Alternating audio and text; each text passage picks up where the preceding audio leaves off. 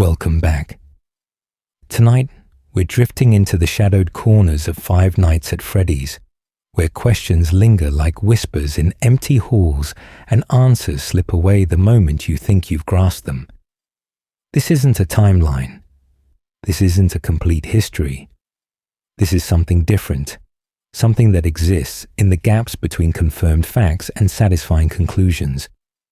These are the mysteries that remain, the puzzles that continue to shift and change even as new games release and new theories emerge. The riddles that Scott Cawthon himself may have forgotten the solutions to, or perhaps never fully defined in the first place. For over a decade now, Five Nights at Freddy's has built its legacy not just on jump scares and haunted animatronics, but on the deliberate withholding of information. Where other horror franchises might spell everything out in explicit detail, FNAF has always operated differently. It communicates through minigames rendered in crude pixels, through phone calls that cut off at crucial moments, through environmental storytelling that requires players to examine every poster and read every newspaper clipping. It speaks in a language of implication and suggestion, where a single color choice, a brief appearance of a shadowy figure, or an unexplained set of footprints can spawn years of debate and hundreds of competing theories. And that's precisely what makes these unsolved mysteries so fascinating. They're not simply plot holes or oversights. Many of them were deliberately designed to be ambiguous, are placed into the games as questions that would spark discussion and keep the community engaged long after they'd survived their fifth night. Some were meant to be solved, but proved too obtuse, too layered in misdirection for even the most dedicated theorist to crack. Others have evolved over time as Scott changed his mind about where the story should go, leaving earlier clues pointing toward answers that no longer exist in the narrative framework. What you're about to hear tonight are the biggest, most persistent mysteries that the Five Nights at Freddy's community still grapples with. Some have been around since the earliest games, debated for nearly 10 years without resolution. Others are more recent, emerging from Security Breach and its DLC, from Help Wanted 2, from the ever-expanding book series that parallels and informs the games without quite being the same timeline. We'll explore what we know, what we think we know, and what remains frustratingly, tantalizingly, just beyond our understanding. These mysteries matter because they represent the heart of what FNAF has become. This franchise thrives on its secrets. It draws you in with the promise that if you look closely enough, think hard enough, connect enough dots, you'll finally understand everything. But the truth that longtime fans have come to accept is that some things might never be fully explained. Some questions might never receive definitive answers. And perhaps, in a strange way, that's exactly as it should be. So settle in. Let the mysteries wash over you like a fog. Oh, whether you're hearing about these puzzles for the first time, or you've spent years crafting theories about them yourself, whether you're drifting towards sleep or hanging on every word, we're going to explore every major unsolved mystery that still haunts this franchise. From locked boxes to shadowy figures, from identity crises to impossible timelines, from cryptic minigames to contradictory endings. This is the comprehensive journey through everything FNAF hasn't told us yet. And who knows, maybe by examining all these mysteries together, we'll find new connections, new possibilities, new ways of understanding the shadows that refuse to step into the light. Let's begin. The FNAF4 box, the ultimate unsolved mystery. If there's one image that encapsulates the entire concept of FNAF's unsolved mysteries, and it's the locked box that appears after completing Night 7 in Five Nights at Freddy's 4. Two heavy locks secure its lid. Above it, text appears in that familiar pixelated font, white letters against black emptiness, stating a promise that would haunt the community for years to come. Perhaps some things are best left forgotten for now.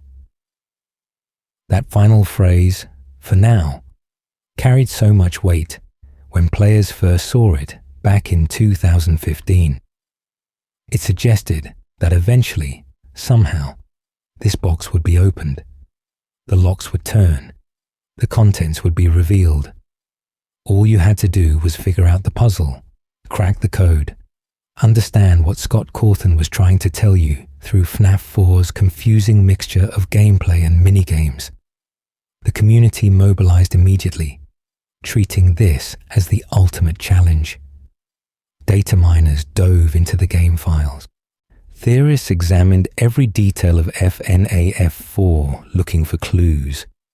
The discussion raged across forums and YouTube videos and Reddit threads. And yet, nearly a decade later, the box remained sealed. Part of what makes the box mystery so compelling is how it sits at the intersection of everything that was confusing about FNAF 4. That game marked a significant departure from the formula established by the first three entries. Instead of security cameras and animatronics in a pizzeria, you played as a child in a house, defending against nightmare versions of the characters. The minigames told a tragic story about a crying child who feared the animatronics, whose older brother bullied him relentlessly, who ultimately died after being placed into Fredbear's mouth during his birthday party in what became known as the Bite of 83. But the gameplay sections raised questions that the minigames didn't answer. Why was this child experiencing these nightmares? Were they even nightmares at all, or something else? The bedroom contained details that didn't quite match what we saw in the minigames. There were pills on the nightstand, an IV drip stand, medical equipment that suggested a hospital room, yet the layout matched a house. The animatronics themselves were covered in teeth and claws, far more monstrous than anything seen before. And underlying everything was that repeated phrase spoken by the Fredbear plush throughout the minigames, "I will put you back together." Scott Cawthon himself admitted in later interviews that the community didn't solve FNAF 4 the way he expected. Every previous game, he said, the fans had figured out relatively quickly, but FNAF 4 stumped them. Theories proliferated in every direction. Was the crying child actually Michael Afton? Was he the Bite of 87 victim instead of 83? Did he possess Golden Freddy? Was the box meant to be opened only after solving FNAF 4's story completely? And since the community couldn't agree on that story, the box remained a symbol of their collective failure to understand what Scott was trying to communicate. The contents of the box became the subject of intense speculation. Some theorists proposed it contained evidence of the crimes, perhaps items from the missing children incident, physical proof that would tie William Afton to the murders. Others suggested it held the pieces of the crying child's body after the bite and a macabre trophy or burial container that gave physical form to the put back together promise.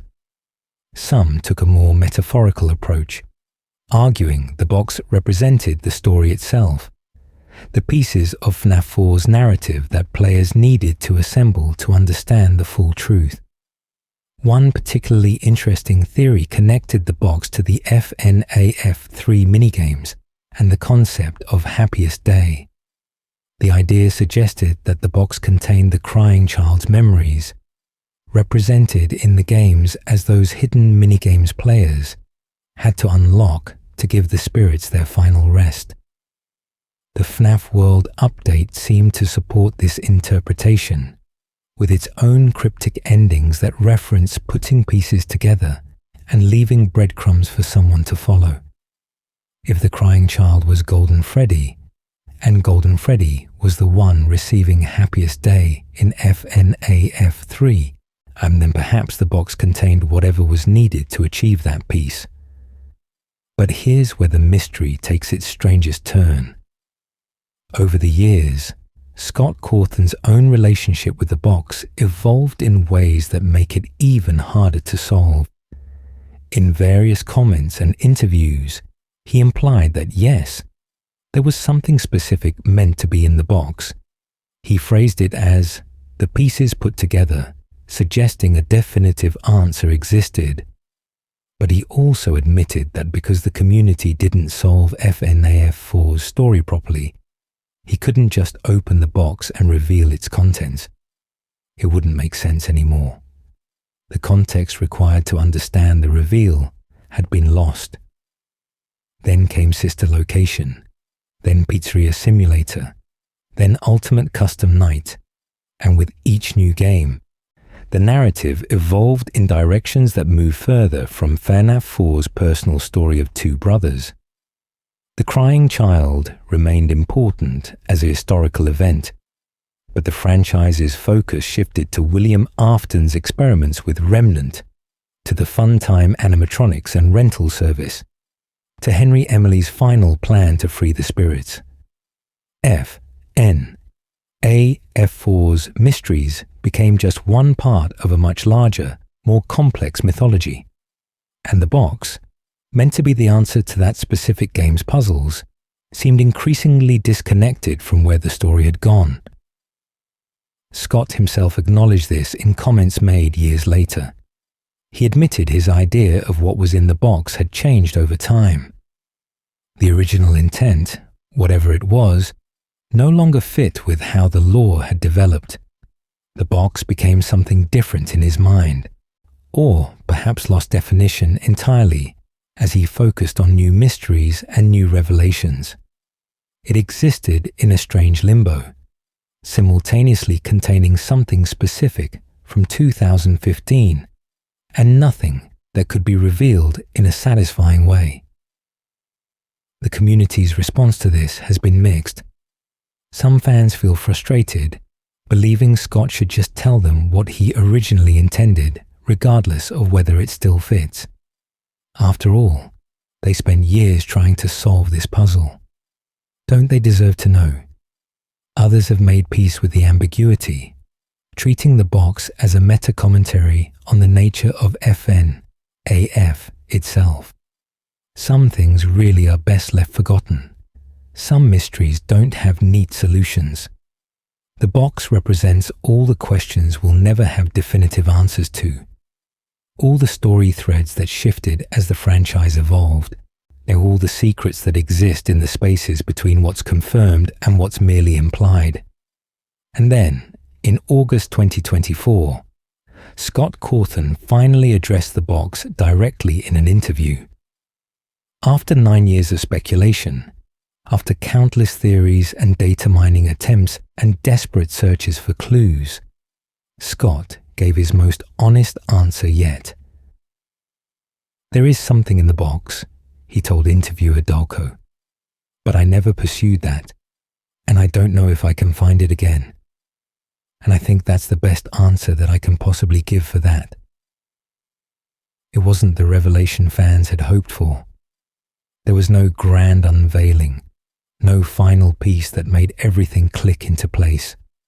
Instead, Scott essentially admitted that even he couldn't remember the specific solution he'd once envisioned. The answer existed somewhere in the past, either in his notes and planning documents from 2015, but that version of the story had been superseded so many times by later developments that returning to it felt impossible. The box would remain sealed not because players failed to solve it, but because the creator himself had moved beyond whatever it represented. Some fans found this frustrating, others found it oddly fitting. The box mystery had become such a fundamental part of FNAF culture that perhaps it worked better as an eternal question than an answered one. It symbolizes everything that makes this franchise unique. The way it prizes mystery over clarity, implication over explanation. The locked box sits there in the darkness with its promise that things could be revealed for now, but for now has stretched into forever. And maybe that's exactly where some mysteries belong. The most recent development came with the FNAF 2 movie released in late 2025, which reportedly includes a scene featuring a similar box. Whether this represents Scott finally deciding to address the mystery, or simply an acknowledgement of its significance to fans, remains to be seen.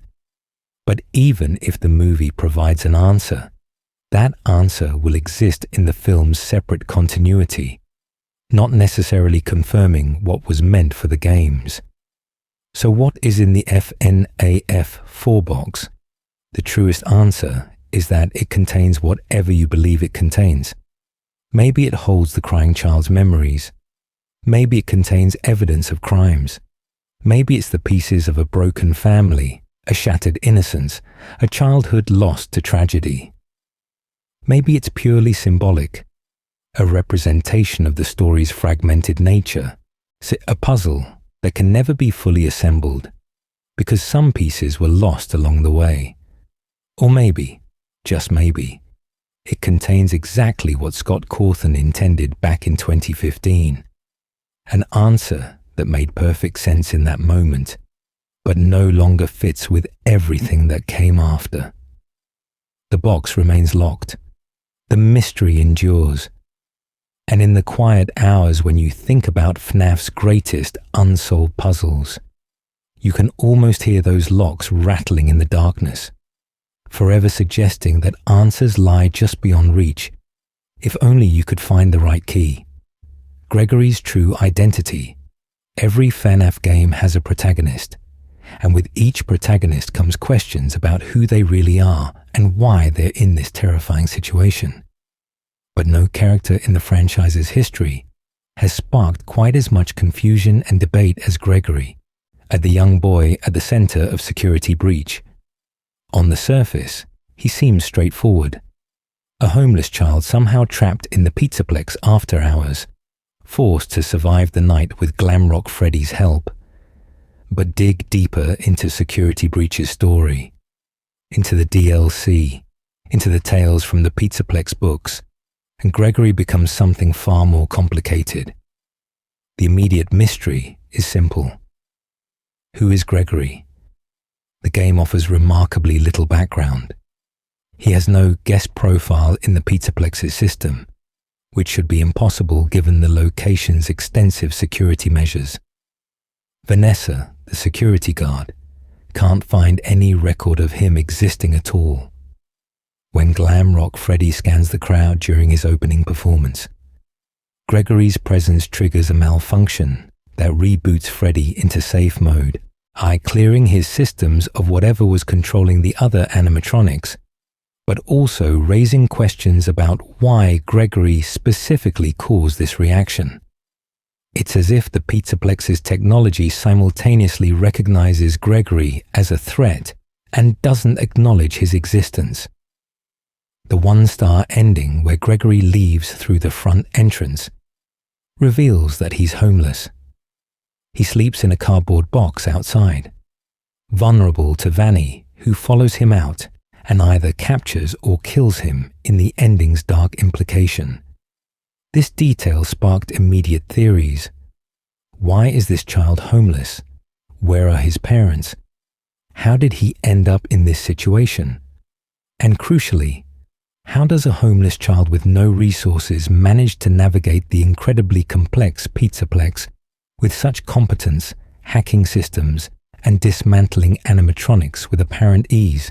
And then there's his physical appearance, which multiple theorists have noted bears a striking resemblance to the crying child from FNAF 4. The striped shirt, the brown hair, the similar build and proportions. This immediately triggered speculation that Gregory might be connected to that earlier tragedy, but the crying child died in 1983. Security Breach takes place sometime in the 2030s or beyond, roughly 50 years later. For Gregory to be the crying child, something extraordinary would have had to happen. enter the robot theory. The books established that in FNAF's universe, creating perfectly realistic humanoid robots is possible. Charlie from the Silver Eyes trilogy was revealed to be a series of increasingly sophisticated robot versions of Henry's deceased daughter. The technology exists within this world to create artificial humans so convincing that even they might not know what they are.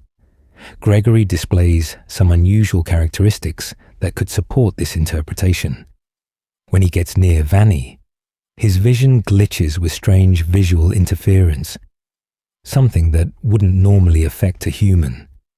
His ability to hide inside Glamrock Freddy's chest cavity and survive could suggest a lighter robotic frame rather than organic mass. One prominent theory suggests that Gregory could be a robotic recreation of the crying child, possibly created by William Afton before the pizzeria simulator fire. This interpretation stems from the visual similarities between the two characters and would give new meaning to the Fredbear plush's promise. I will put you back together. The books have established that realistic android children are possible in FNAF's universe, as seen with the Charlie robots in the novel trilogy. If this theory holds true, the crying child would have been reassembled not as a spirit possessing an animatronic, but as a sophisticated android duplicate. However, this remains speculative, built on visual parallels and thematic connections, rather than explicit confirmation. But then the Tales from the Pizzaplex books introduced a story called GGY, and everything became infinitely more complicated. GGY tells the story of a boy named Greg who befriends Tony at school, and Greg is described in ways that match Gregory's appearance from Security Breach. More significantly, Greg has become something of a legend in the Pizzaplex's arcade scene, holding the top scores on nearly every game under the three-letter alias GGY. But as Tony investigates, he discovers something disturbing. Greg has been using a modified security badge to access the Pizzaplex after hours. 3 of his previous school counselors have gone missing, and Greg himself seems to have an unusual obsession with Glamrock Freddy. The story presents compelling evidence suggesting that Greg, or GGY, could be Patient 46 from Security Breach's hidden CD tapes. These tapes, unlocked by collecting hidden CDs throughout the game, document therapy sessions with a mysterious patient who speaks very little but displays disturbing behavior.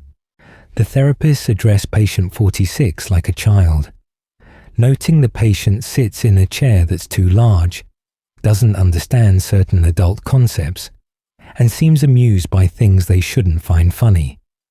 Over the course of the recordings, we learn that Patient 46 has been hacking the Pizzaplex's systems, causing the glitch that makes the animatronics behave erratically. Each therapist who gets close to understanding what's happening mysteriously disappears and gets replaced.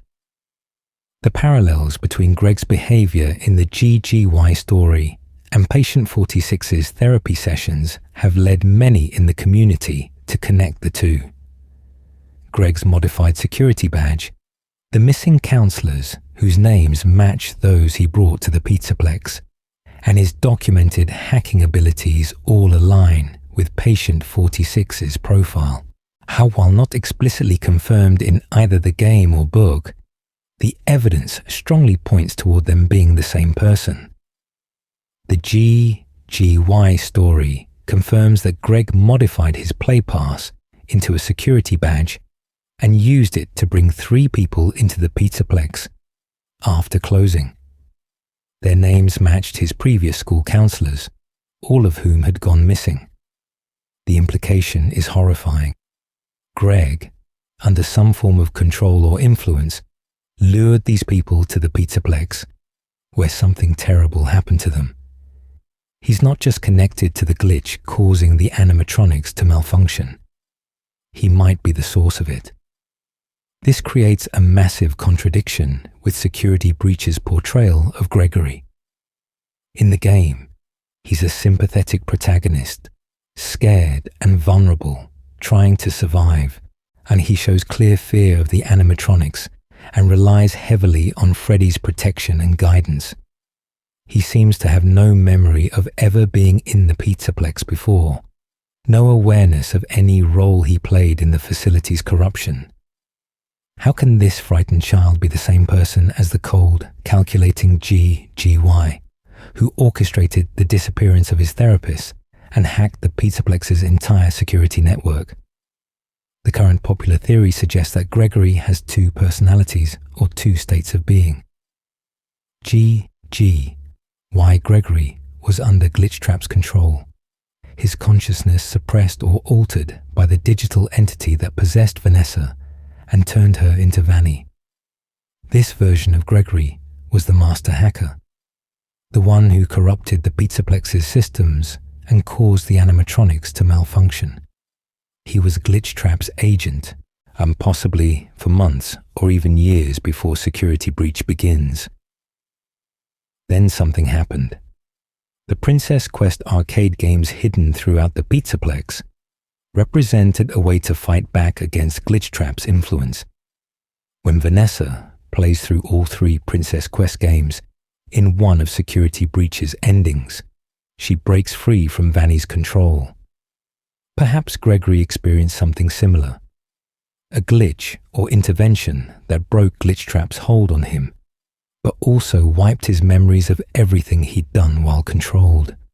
The Gregory we play as in Security Breach is a clean slate, unaware of his past as GGY, genuinely confused and frightened by the situation he's in. This explains why Glamrock Freddy malfunctions when he spots Gregory. Freddy was likely hacked by GGY-Gregory previously, programmed to protect or recognize him. And when Freddy sees Gregory, he receives conflicting instructions. The GGY programming telling him to preserve and protect this child, while the current hostile animatronic network tells him Gregory is a target. The contradiction causes a critical error that forces Freddy to reboot into safe mode, purging all the corrupted code and leaving him as the helpful companion we know. It also explains why the other animatronics know Gregory's name, even though Freddy and Vanessa can't find him in any database. They're not reading his name from a guest profile.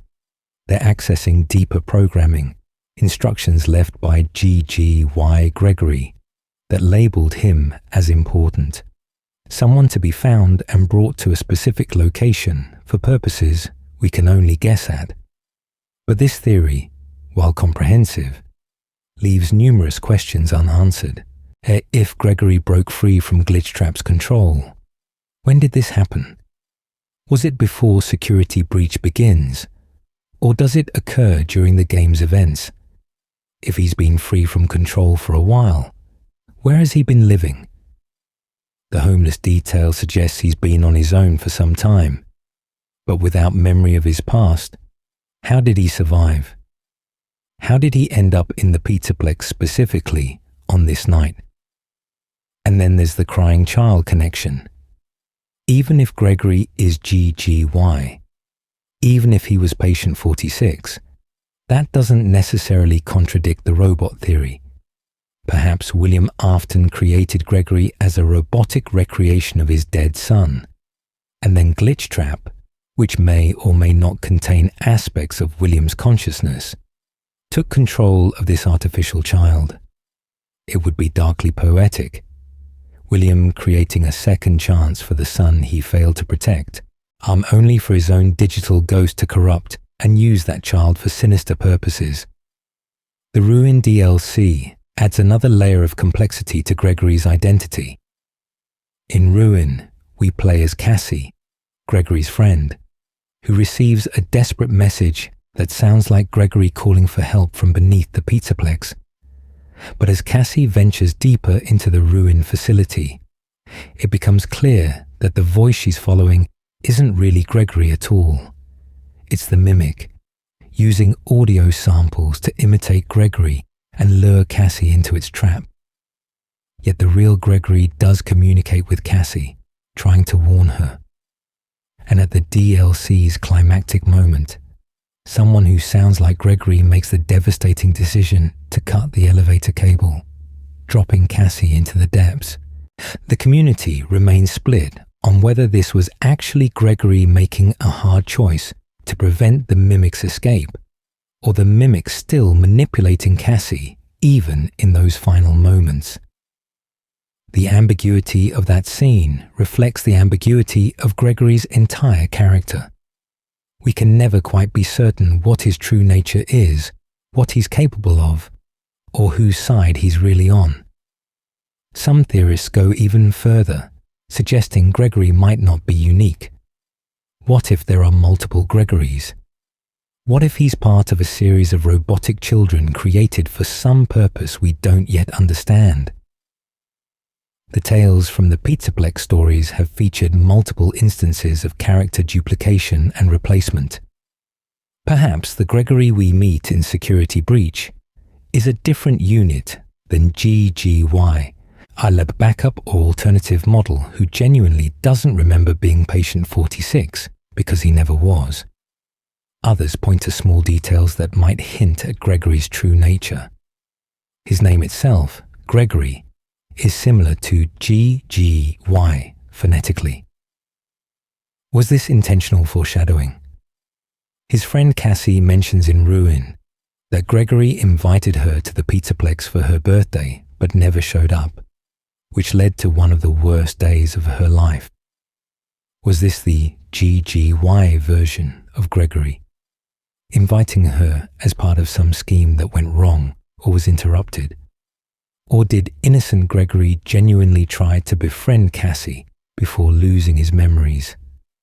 The Help Wanted 2 game, released after Security Breach, features additional therapy tapes and minigames that might relate to Gregory's story, though the connections remain unclear. Some interpreters believe Help Wanted 2 shows events from Patient 46's perspective, which would make Gregory the protagonist of that game as well, experiencing Glitchtrap's corruption firsthand. Others think the protagonist might be someone else entirely, perhaps Cassie's father, and Gregory remains an enigma in the background. What makes Gregory's identity such a persistent mystery is that it ties into so many other unresolved elements. To understand who Gregory is, we need to know what Glitchtrap really is and how its control works. We need to know if the Crying Child story truly connects to the modern era, or if the visual similarities are coincidental.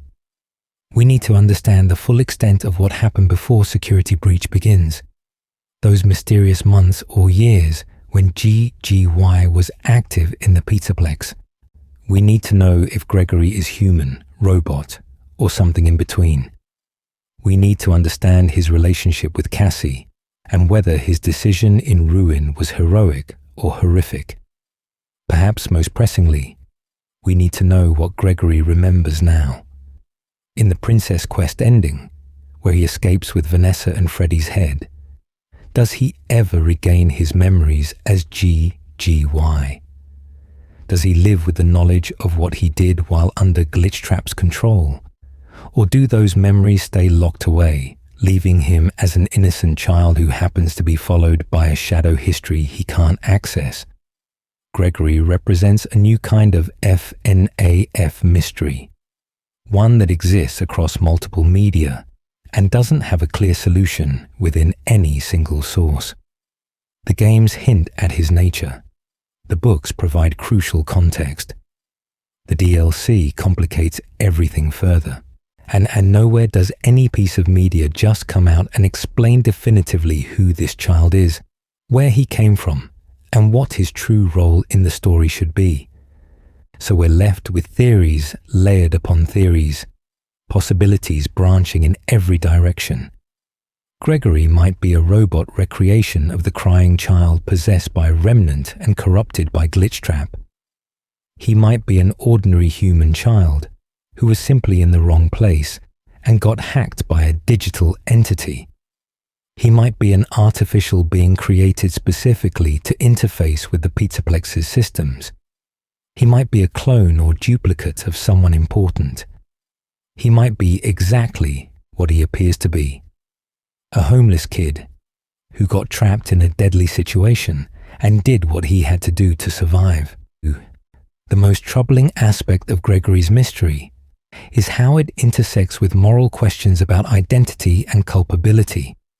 If Gregory really was GGY, if he really did lure those therapists to their deaths, if he really did corrupt the Pizzaplex's systems and cause untold damage, can he be held responsible for those actions? The current Gregory, the one we play as in Security Breach, seems to have no memory of these events. He's effectively a different person, his consciousness wiped clean of whatever GGY did. Does amnesia absolve guilt? Can you be held accountable for crimes you genuinely don't remember committing? These aren't just academic questions in Gregory's case. If the authorities ever discovered what happened, if the missing therapist's families ever learned the truth, Gregory would face consequences regardless of whether he remembers or not. The law doesn't typically recognize "I was hacked by a digital entity and don't remember" as a valid defense. Yet from an ethical standpoint, punishing someone who has no memory of their crimes and wouldn't commit them in their current mental state feels fundamentally wrong. This moral complexity extends to how we as players should view Gregory. When he dismantles Roxanne Wolf, taking her eyes for Freddy's use, are we watching a traumatized child doing what's necessary to survive? Or are we seeing remnants of GGY's ruthless pragmatism, a willingness to harm others for personal gain that survived even after the amnesia?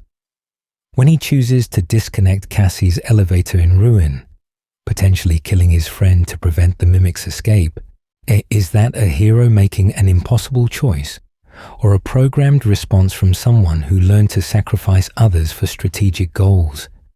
The truth, whatever it is, remains obscured behind layers of implication and suggestion. Gregory's identity is a puzzle box within a puzzle box, where opening one mystery just reveals another locked container underneath. And until future installments provide clearer answers, or until Scott Cawthon decides to explain directly, Gregory will remain one of FNAF's most confounding enigmas. A character we know intimately from hours of gameplay, yet somehow barely know at all. His face is familiar. His voice is recognizable. His actions are documented. But who he really is, what he really is, and then what he's truly capable of remain as mysterious as they were the moment Glamrock Freddy first opened his chest cavity to reveal a frightened child hiding inside. Midnight Motorist, the most confusing minigame. If you were to poll the FNAF community about which single piece of lore is the most frustrating, the most impossible to definitively solve, the most likely to make even veteran theorists throw up their hands in defeat, Midnight Motorist would dominate the results. This deceptively simple minigame, unlocked in Pizzeria Simulator by purchasing the Midnight Motorist arcade cabinet and then finding a secret exit on lap 4, has sparked more conflicting theories than perhaps any other single element in the franchise. And the worst part is that it should be straightforward. It features just a handful of characters and takes place over a few screens and contains clear dialogue. Yet somehow, the community has never reached consensus on what any of it means. The minigame itself presents as a simple driving game styled after the old Atari title, Night Driver. You control a purple car moving along a road lined with pine trees.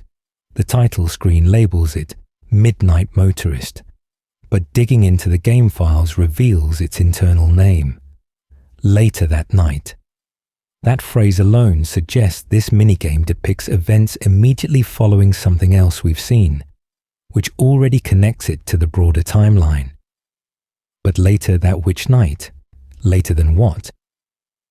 While driving, you can choose to stop at a location marked with a green figure and text identifying it as Junior's. If you attempt to enter, the green figure blocks you with a single line of dialogue. Come on, you know you can't be here. Don't make this more difficult than it has to be. You're not welcome at Junior's, wherever and whatever Junior's might be. Most players skip this optional stop and continue driving to reach a small house surrounded by trees. This is where things get truly strange. The character you control, rendered in a yellow-orange color that has sparked endless debate, enters the house and immediately encounters someone sitting on a couch watching television. This grey figure delivers a warning. Leave him alone tonight. He had a rough day. But Orange Guy, as the community calls him, doesn't listen. He storms toward a bedroom, demanding entry. This is my house. He can't ignore me like this. The bedroom door is locked from inside, which only increases Orange Guy's anger. He goes around to the back of the house, at where he discovers that whoever was in the bedroom has broken through the window and escaped.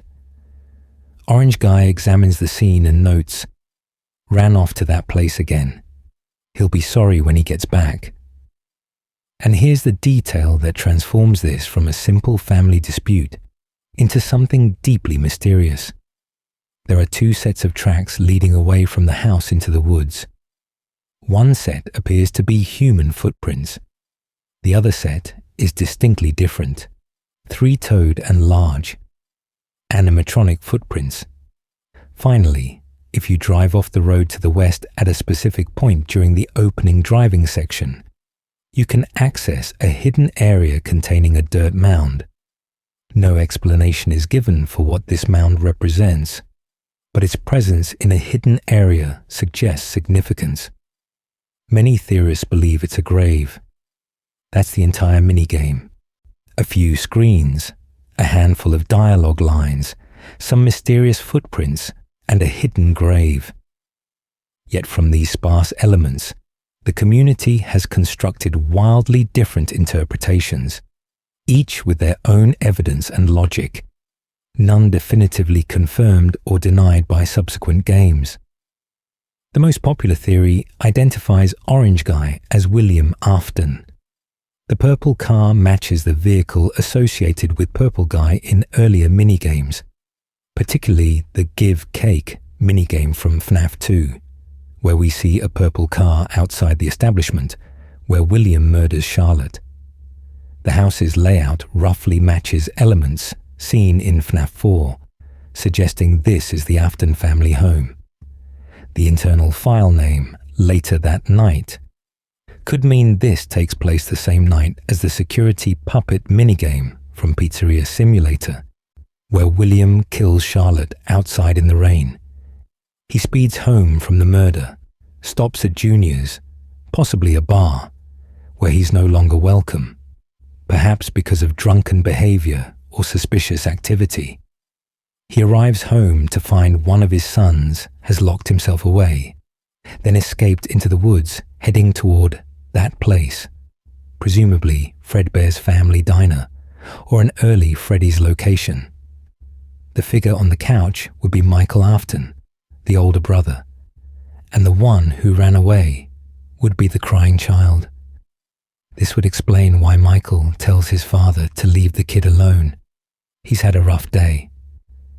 Perhaps this is shortly after the bite of 83, with the crying child traumatized and Michael feeling guilty. The animatronic footprints suggest either that an animatronic lured the child away, or that the child was so desperate to escape his abusive home that he ran to the one place he feared most. But immediately, problems emerge with this interpretation. Why is William colored orange instead of purple? Why would the crying child, who's terrified of the animatronics and confined to a hospital after the bite, be running to Fredbear's. If this takes place after Charlotte's death, but the bite happens at a public party, how does the timeline work? And what's buried in that hidden grave, if this is the Afton property? Alternative theories attempt to address these inconsistencies. Some suggest Orange Guy is William, but the minigame takes place before the bite, explaining why the crying child is mobile enough to run away.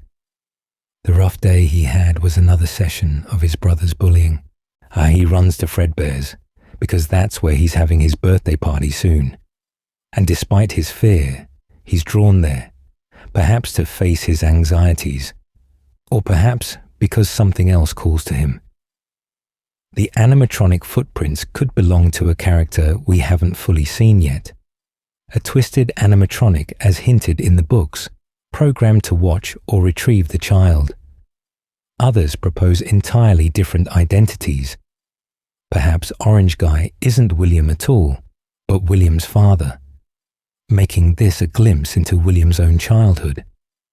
This would explain the color difference and could suggest that William learned his abusive, controlling behavior from his own upbringing. The child who ran away would be young William, escaping a harsh home life by fleeing to the place that would eventually consume his life. The animatronic entertainment venue. The grave might belong to William's mother or a sibling, a tragedy that shaped his psychology. An even more radical reinterpretation suggests Orange Guy is Henry Emily, not William. The orange color represents different clothing, perhaps a rain jacket after the storm that killed Charlotte. He goes to Junior's, the unwithered location, or an early Freddy's, where William bars him from entering because of their falling out after Charlotte's death. He returns to his own house, where the figure on the couch is his wife, and they're dealing with the trauma of losing their daughter. The child who ran away would be a son we've never seen mentioned elsewhere. Or perhaps this is a completely separate family whose tragedy mirrors the Aftons without being directly connected. Here, each theory has adherents who can point to specific details supporting their interpretation. Each also has glaring holes that other theorists eagerly highlight. The community has argued about the mound's significance for years. Is it Elizabeth's grave? William having buried her in secret after the baby incident? Is it the crying child's grave? Is it Charlotte's temporary burial before being moved? Is it not a grave at all, but a hiding place for something? Perhaps the FNAF 4 box itself? Or is it purely symbolic, a reference to the Twisted One's books without literal meaning in the games? The identity of Junior's remains equally contested. Is it a bar? A restaurant? The first Freddy location given the name Junior to differentiate it from Fredbear's. The green figure blocking entry adds another mystery. Is this Henry? A security guard? An employee? Why specifically is Orange Guy banned from this location? And those animatronic footprints? They're crucial to the scene, but impossible to explain satisfactorily under any theory. If this is shortly after Charlotte's death in 1983, most animatronics are confined to their locations, functioning as stage performers without the mobility to wander outside at night. The only animatronic we know can leave the building is the security puppet, which leaves to find Charlotte, but then shuts down in the rain. Could it have briefly activated and made these prints? Or do the prints belong to something else entirely? A character or concept we haven't been properly introduced to yet. The frustration with Midnight Motorist stems from how it was presented as a major lore revelation in Pizzeria Simulator, and a game explicitly designed to answer questions and tie up loose ends. Henry's speech at the end addresses the major players in the tragedy. The other mini-games in Pizzeria Simulator, Security Puppet, and Fruity Maze provide crucial confirmation about Charlotte and one of the missing children victims. Midnight Motorist should slot into this pattern, offering clear answers about the Afton family dynamics or a specific event in the timeline. Instead, it introduced more questions. Instead of clarifying, it confused. Scott Cawthon has never directly addressed what Midnight Motorist means, which interpretation is correct, or what players are supposed to learn from it. It simply exists in the lore, a fragment that everyone agrees must be important, but nobody can definitively place. Some fans have made peace with Midnight Motorist's ambiguity, are accepting it as a mood piece rather than a literal scene. It represents themes of abuse, of children escaping dangerous situations, of families torn apart by secrets and violence. Whether it's specifically about the Aftons or tells a more generalized story of tragedy within the FNAF universe, its emotional core remains clear, even if its details don't. Others remain convinced that a definitive solution exists somewhere, either in clues we haven't properly understood, or in future games that will finally provide the context needed to make everything click. Perhaps Secret of the Mimic, the upcoming book expanding the Mimic's origins, will somehow connect to Midnight Motorist. Perhaps the theorized FNAF movie sequels will depict the scene and confirm which interpretation was correct all along. But as of now, A Midnight Motorist stands as possibly the single most divisive piece of FNAF lore. It's a Rorschach test, where different viewers see completely different scenes. It's a puzzle, with pieces that seem to fit together in multiple valid configurations. It's a minigame that everyone has played, but nobody truly understands. And that mound in the hidden area, that dirt pile surrounded by trees off the main path, whatever's buried there, literal or metaphorical, remains undisturbed.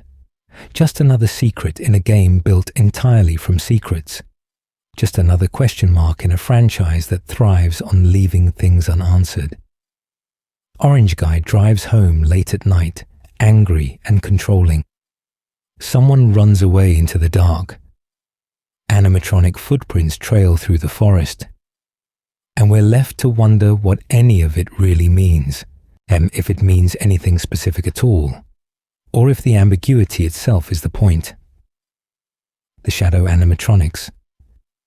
Among all the entities that inhabit Five Nights at Freddy's, few are quite as enigmatic as the shadow animatronics. These dark figures appear across multiple games, never explained, rarely acknowledged, existing in the periphery of the story like glitches in reality. They're not possessed by murdered children. They don't fit neatly into William Afton's experiments.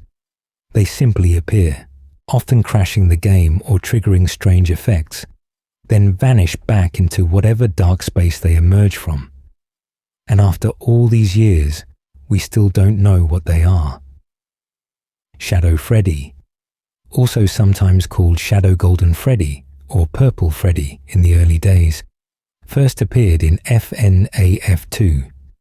He manifests rarely in the parts and service room, a dark purple version of Golden Freddy slumped in the corner. His appearance is so rare that some players completed the game without ever encountering him. He doesn't jump scare you. He doesn't kill you. He just sits there, a dark presence, before fading away. In FNAF 3, Shadow Freddy takes on a more active role during the minigames, appearing to lead the animatronics toward the safe room, where William Afton ultimately meets his spring-locked fate. This suggested Shadow Freddy might be more than random chance, might have some purpose within the story. Shadow Bonnie, bearing the truly bizarre file name RWQFSFASXC, and often shortened to RXQ, appeared in FNAF 2 as well, with a 1 in a million chance, later adjusted to roughly 1 in 16,000 due to the game's random number generation, Players might see a completely black figure sitting in the office, matching Toy Bonnie's shape, but rendered entirely in shadow with only glowing white eyes and teeth visible. Click on it and the game crashes, the screen freezing before rebooting. Like Shadow Freddy, Shadow Bonnie returns in FNAF 3, this time playing a crucial role in one of the hidden minigames required to access the happiest day ending. Shadow Bonnie helps free one of the spirits by glitching through the boundaries of its own minigame into another, creating a path that shouldn't exist. These appearances suggest the shadows aren't merely aesthetic choices or random Easter eggs. They serve narrative functions. They interact with the main story spirits and villains. They help facilitate the good ending. Yet their nature remains maddeningly vague. The franchise has given us possessions by murdered children, remnant binding souls to metal, digital entities like Glitchtrap infiltrating VR systems, and twisted experiments in artificial life. The shadows don't fit cleanly into any of these categories. The dominant theory for years has been that Shadow Freddy and Shadow Bonnie represent Springlock failure victims, employees who died when the Springlock suits malfunctioned before the suits were officially retired. Phone Guy's training tapes mention multiple simultaneous Springlock failures at a sister location, incidents serious enough to get the suits temporarily declared unfit for use by employees. These failures would have been horrifically painful, the mechanism snapping shut on the person wearing the suit, the spring-loaded animatronic parts crushing organs and piercing flesh. We see the aftermath of one such failure in sister location during the Springlock suit cutscene, where someone's body is glimpsed inside a failed suit.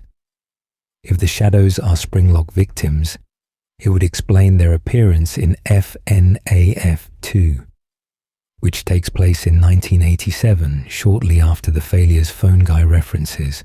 It would explain why Shadow Bonnie resembles Toy Bonnie rather than the withered Spring Bonnie suit that becomes Springtrap, possibly indicating the victim wore a different Springlock design. It would explain why they're not aggressive in the traditional sense, but instead cause crashes and glitches, their tortured deaths creating unstable manifestations rather than purposeful haunts. But this theory has significant weaknesses. Phone Guy specifically states there were two Springlock suits at the time of the failures, Spring Bonnie and the old Springlock suit that appears in the FNAF 4 minigame's parts and service room. If Shadow Freddy represents a Springlock victim, why does he look like Golden Freddy rather than the Fredbear suit from FNAF 4? And if there were only two suits, can we really have multiple victims manifesting as different shadow entities? The Fazbear Frights book series, particularly the story Blackbird, introduced the concept of Dark Remnant, described as a substance made entirely from agony and pain, rather than life and memory. Regular Remnant, the molten metal infused with spirits that William Afton injects into the Funtime animatronics, carries traces of the souls that possess the original suits. Dark Remnant, in the books at least, it represents something else. Negative emotional energy crystallized into a physical form that can influence and corrupt whatever it touches. Whether this concept applies directly to the games remains debated within the community, but it offers a potential framework for understanding the shadows. They could represent manifestations of Dark Remnant, created not from a specific person's death, but from accumulated suffering within the FNAF locations.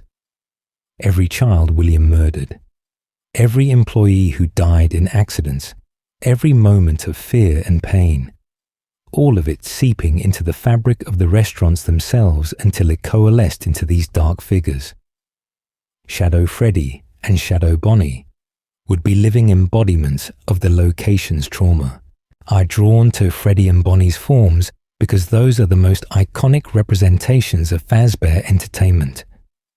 This interpretation explains why the shadows help facilitate Happiest Day in FNAF 3. They're not malicious entities. They're the concentrated grief and pain of the entire tragedy, seeking resolution just as the murdered children's spirits seek peace. By helping the spirits move on, the shadows might be working toward their own dissolution, allowing the accumulated agony to finally dissipate. FNAFAR. Special delivery includes a mechanic where collecting too much dark remnant causes Shadow Bonnie to manifest and attack the player, supporting the connection between the shadows and this mysterious substance.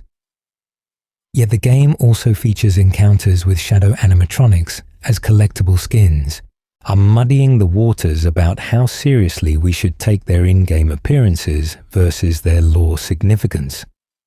Another theory suggests the shadows aren't ghosts or remnant manifestations at all, but glitches in perception caused by the animatronics programming interacting with spiritual phenomena. The missing children's souls possessing the animatronics created anomalies in how the robots functioned, their consciousness bleeding through in unexpected ways. The shadows might be visual artifacts of this impossible merging of life and machine, moments where the spiritual and mechanical intersect in ways human perception can't properly process, rendering them as vague dark shapes that crash programs and bend the rules of reality. The multiple Jeremy's theory ties into this, as suggesting RWQFSFASXC and other shadow entities might be fractured pieces of consciousness spread across multiple vessels, explaining why we see similar shadowy figures in various forms across the games. But this ventures into speculation so abstract it becomes difficult to support with concrete evidence. What makes the shadow animatronics particularly frustrating is that they seem important to the story's mechanics without being important to the plot. They facilitate the good ending in FNAF 3, implying they have agency and purpose. Shadow Freddy's role in leading the animatronics to the safe room where they're destroyed directly enables William Afton's springlock death. These aren't random background elements. They affect outcomes. They drive events forward. Yet we're never told who or what they are beyond visual descriptions. And Scott Cawthon has remained silent on the shadow's true nature. Unlike the mimic or glitch trap, or even the various human characters, the shadows have never received direct explanation in any interview, book, or game. They exist in a strange space where everyone agrees they must mean something, but nobody can prove what that something might be. Some fans argue that not every element needs explanation.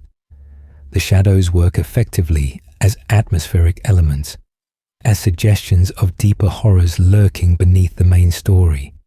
They represent the unknowable aspects of the FNAF universe, the dark spaces where clear answers don't and shouldn't exist. Their ambiguity enhances the horror rather than detracting from it.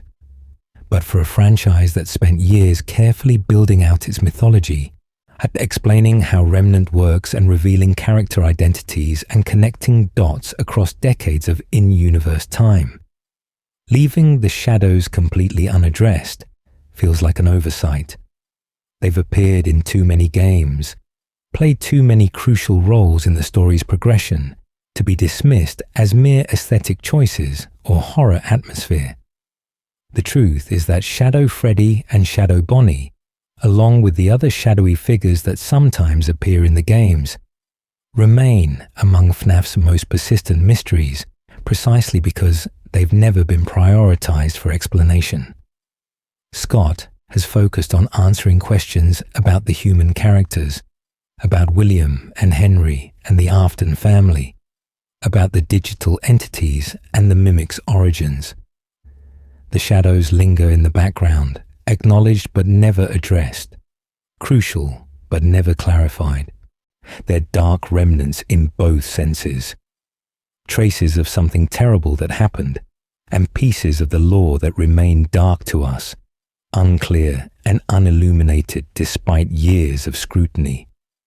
They crash games and help spirits and lead murderers to their doom, all while being barely more substantial than rumors, than glitches, than shadows on the wall that vanish when you try to look directly at them.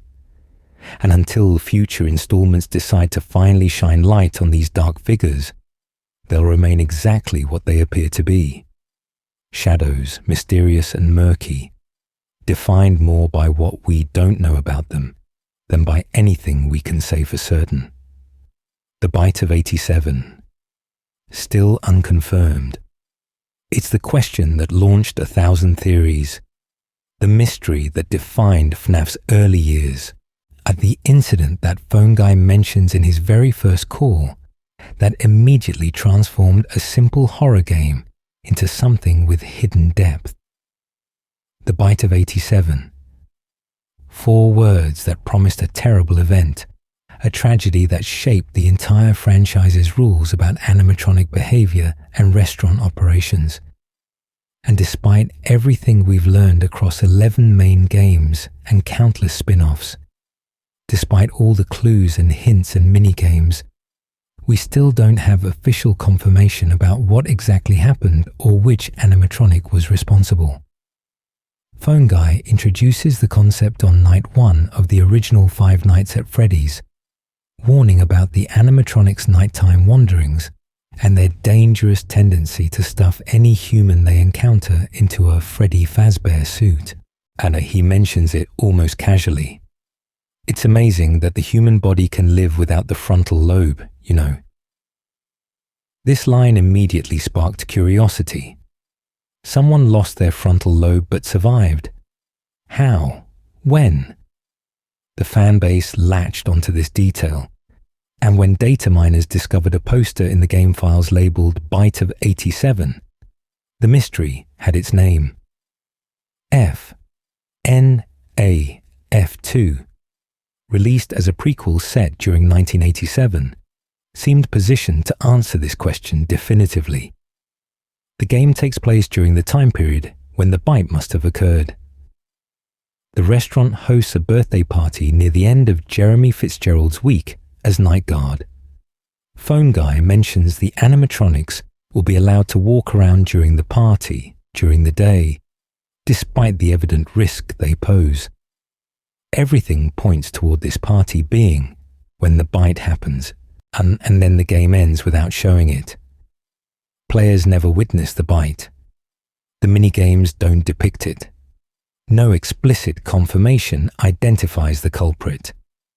The only clue comes from the paycheck screen on night 6, showing Jeremy being switched to the day shift, and the newspaper article mentioning the location will close due to an incident during a birthday event. The implication is clear. Something happened during that party. Something involving Jeremy or another victim. Something that gets the toy animatronics scrapped and the restaurant shut down. But what exactly? The most popular candidate has always been Mangle. This twisted, pulled-apart version of Foxy hangs from the ceiling in Kid's Cove, its endoskeleton exposed, its body a mess of wires and loose parts from children constantly taking it apart and putting it back together. A Mangle has the access, present at the party. It has the capability, with sharp teeth in both its original head and the strange second head that dangles from its body. And it has motive in the loosest sense, being one of the possessed animatronics driven to attack adults. Supporting Mangle's guilt are several pieces of circumstantial evidence. Ultimate Custom Night features a line from Toy Chica, one of the animatronics present in FNAF 2, where she mentions leaving her beak behind and jokes about it being lodged in your forehead. This could reference the bite victim having something embedded in their skull, but Mangle seems like a better fit for causing that kind of catastrophic damage than Toy Chica's relatively small beak. Additionally, A mangle's unique position hanging from the ceiling would give it the height and angle necessary to reach someone's head easily. During the party, with children playing and adults supervising, Mangle could have struck quickly from above before anyone could intervene. The damage would be consistent with what we know about the bite, severe trauma to the frontal lobe, likely meaning a bite to the forehead or front of the skull that compromised the brain's frontal section. But other animatronics have their advocates. Toy Bonnie appears aggressive throughout FNAF 2's gameplay, and some theorists argue the bite victim could have been kneeling or bending over when attacked, making Toy Bonnie's lower attack angle viable. Toy Freddy, while less aggressive in gameplay, is still possessed and could have had a moment of violent action during the party. Balloon Boy, despite being smaller and less obviously threatening, has an uncanny presence and could theoretically be involved, though his lack of visible teeth makes this unlikely. Some theories go completely different directions, suggesting the bite didn't happen during the FNAF 2 party at all. Perhaps it occurred at a different location on the same day. Perhaps it happened earlier or later in 1987, at a separate event we haven't seen. Perhaps Phone Guy's mention in FNAF 1 doesn't even refer to the same incident shown in FNAF 2's timeline, despite the date match. The relationship between the bite of 87 and the bite of 83 further complicates matters.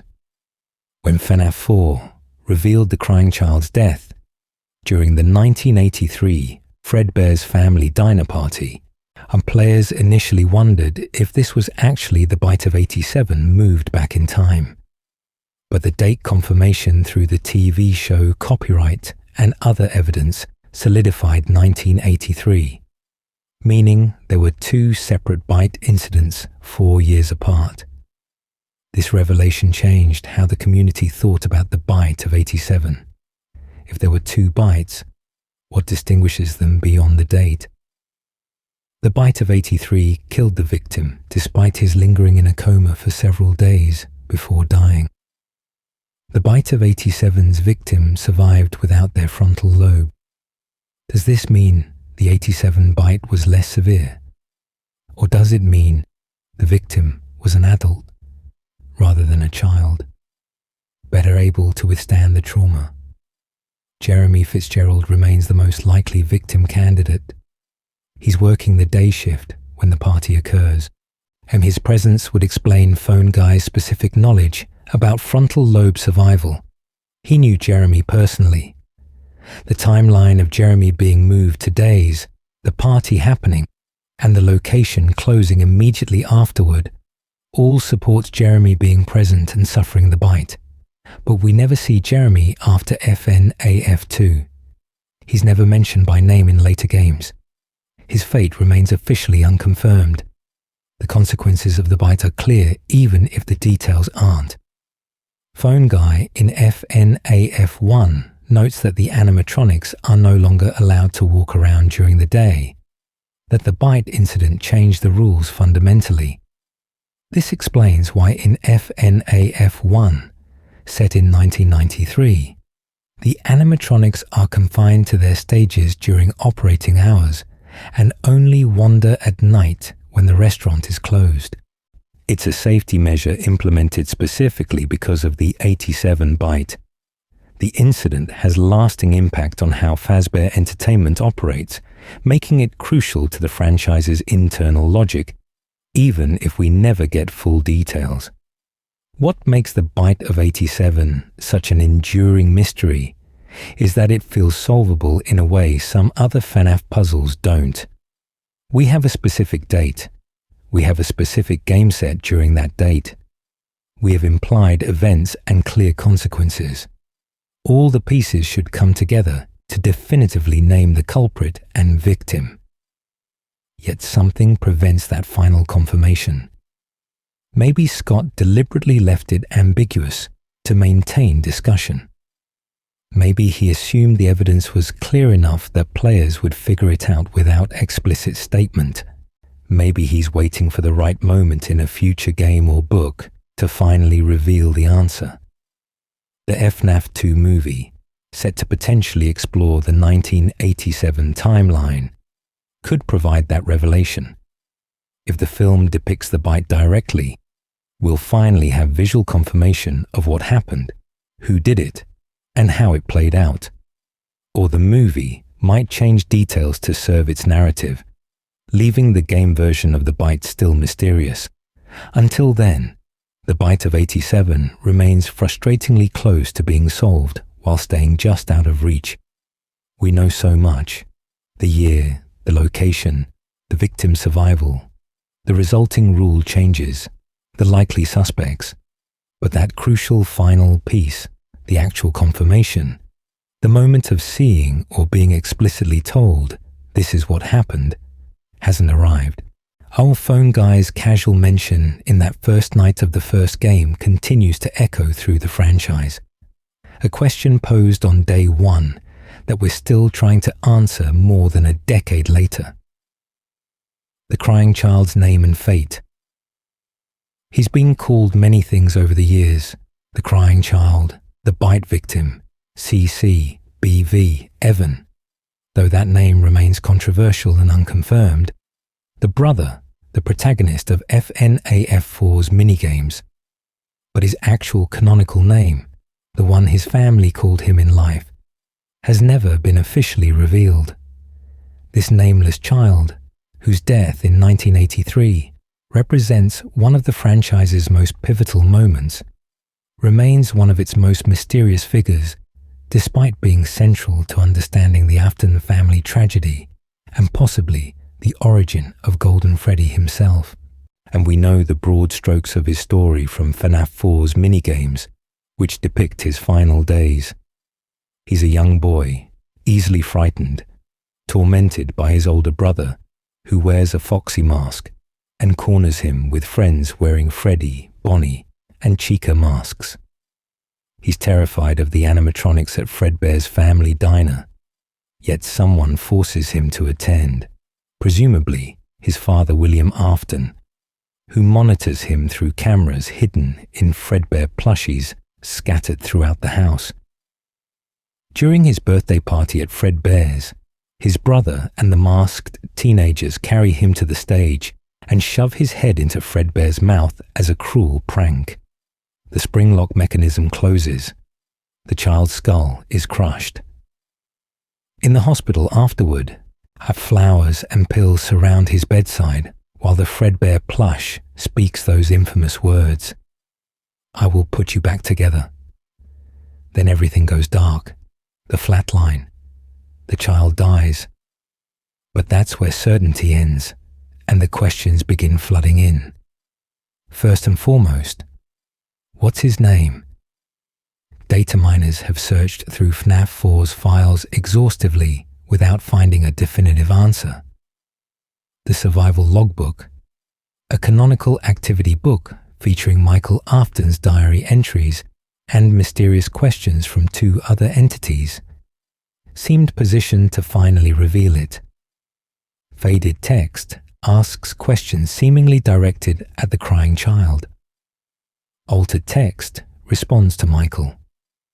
Through a complex cipher involving marking specific letters, as some fans constructed the name Cassidy, but most theorists believe that name belongs to one of the missing children victims, specifically the spirit-possessing Golden Freddy alongside the crying child. Another cipher in the logbook potentially spells Evan, but the method requires reading specific letters in a particular order that feels forced rather than elegant. Scott Cawthon has never confirmed this name officially. Some fans use it anyway, desperate for something concrete to call this character. Others refuse, arguing that accepting an unconfirmed name muddies discussions about canon. So the child remains nameless, a central figure in the story who we can only refer to by description rather than identity. Then there's the question of what happened to his soul, his consciousness, after death. The Fredbear plush promises to put him back together. What does that mean? The most straightforward interpretation is that the crying child spirit possesses Golden Freddy, the mysterious fifth animatronic that appears as a hallucination in FNAF1 and takes solid form in FNAF2. Golden Freddy has always been treated as special, different from the other four main animatronics.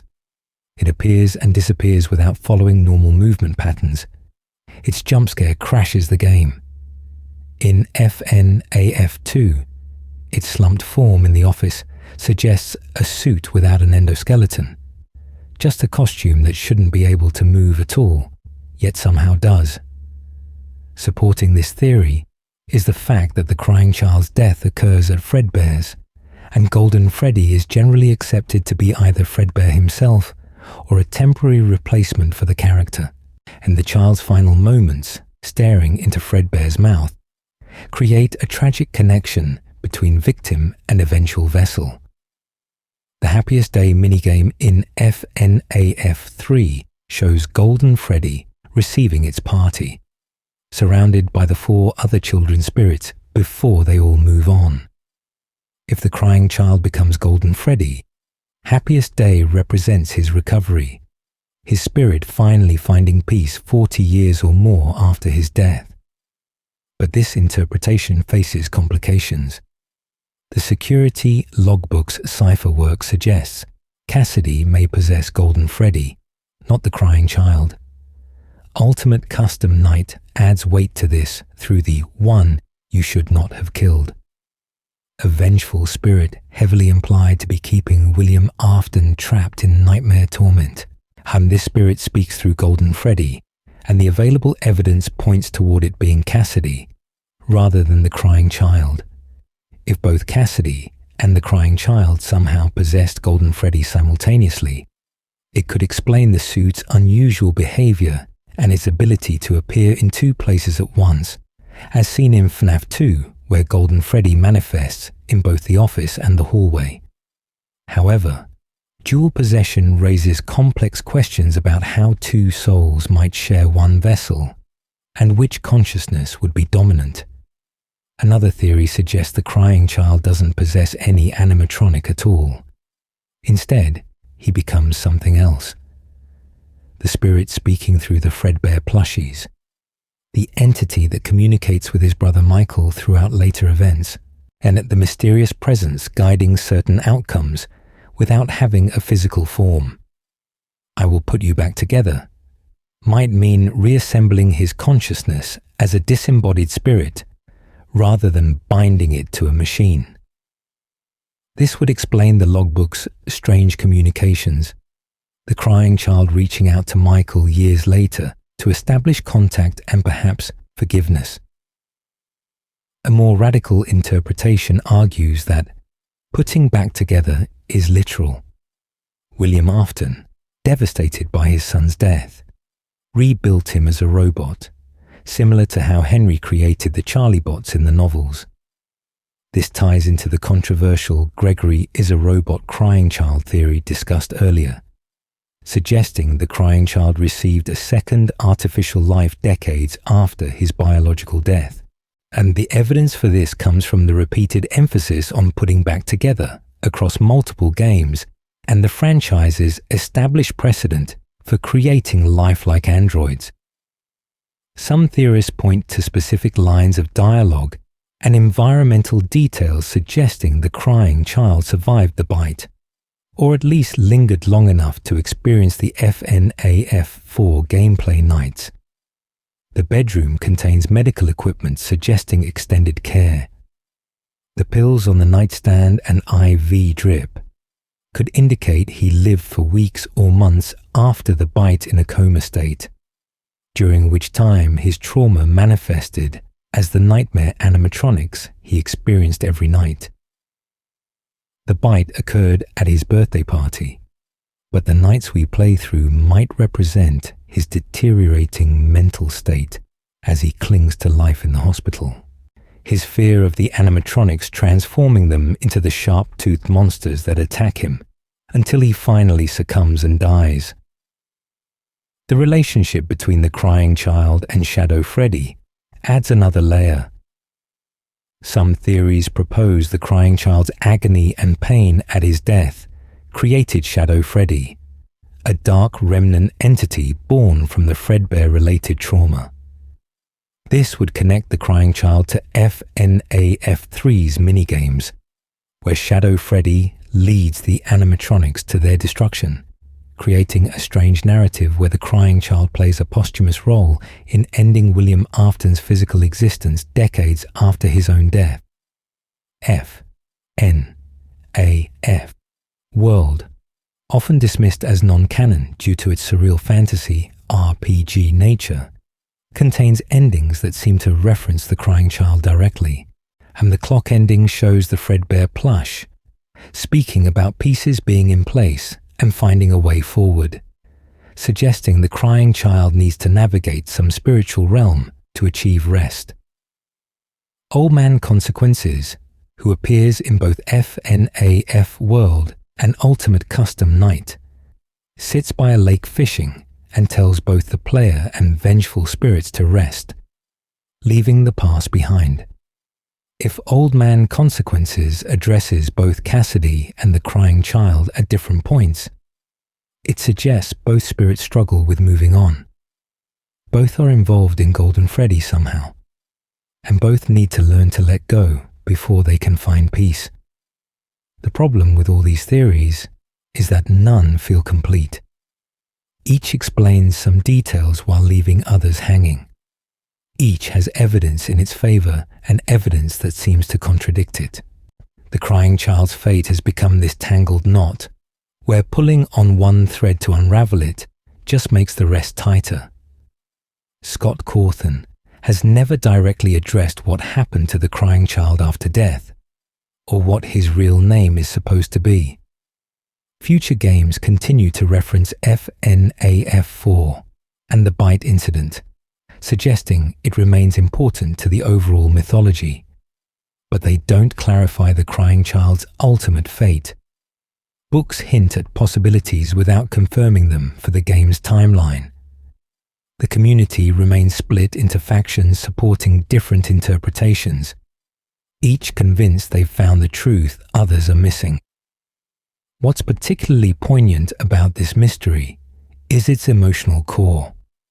The crying child is a victim, a frightened kid failed by everyone around him, a father who monitored him like an experiment rather than comforting him, a brother who tormented him instead of protecting him, friends and family who ignored his fears until those fears literally killed him. His story is tragic in the purest sense, a senseless death born from cruelty and neglect. The fact that we don't even know his name makes it worse somehow. He's a nameless victim in a story full of named tragedies, an empty space at the center of the Afton family's collapse. I will put you back together echoes through the years as both promise and threat, as hope and horror. It suggests the crying child's story didn't end with the flatline, that his existence continued in some form through the decades of hauntings and possessions and experiments that followed. But the specifics of that continuation, the true nature of what he became and where his spirit ended up, remain as elusive now as they were when players first watched him die in 1983. Watching those hospital flowers and listening to that plush's impossible promise in the dark.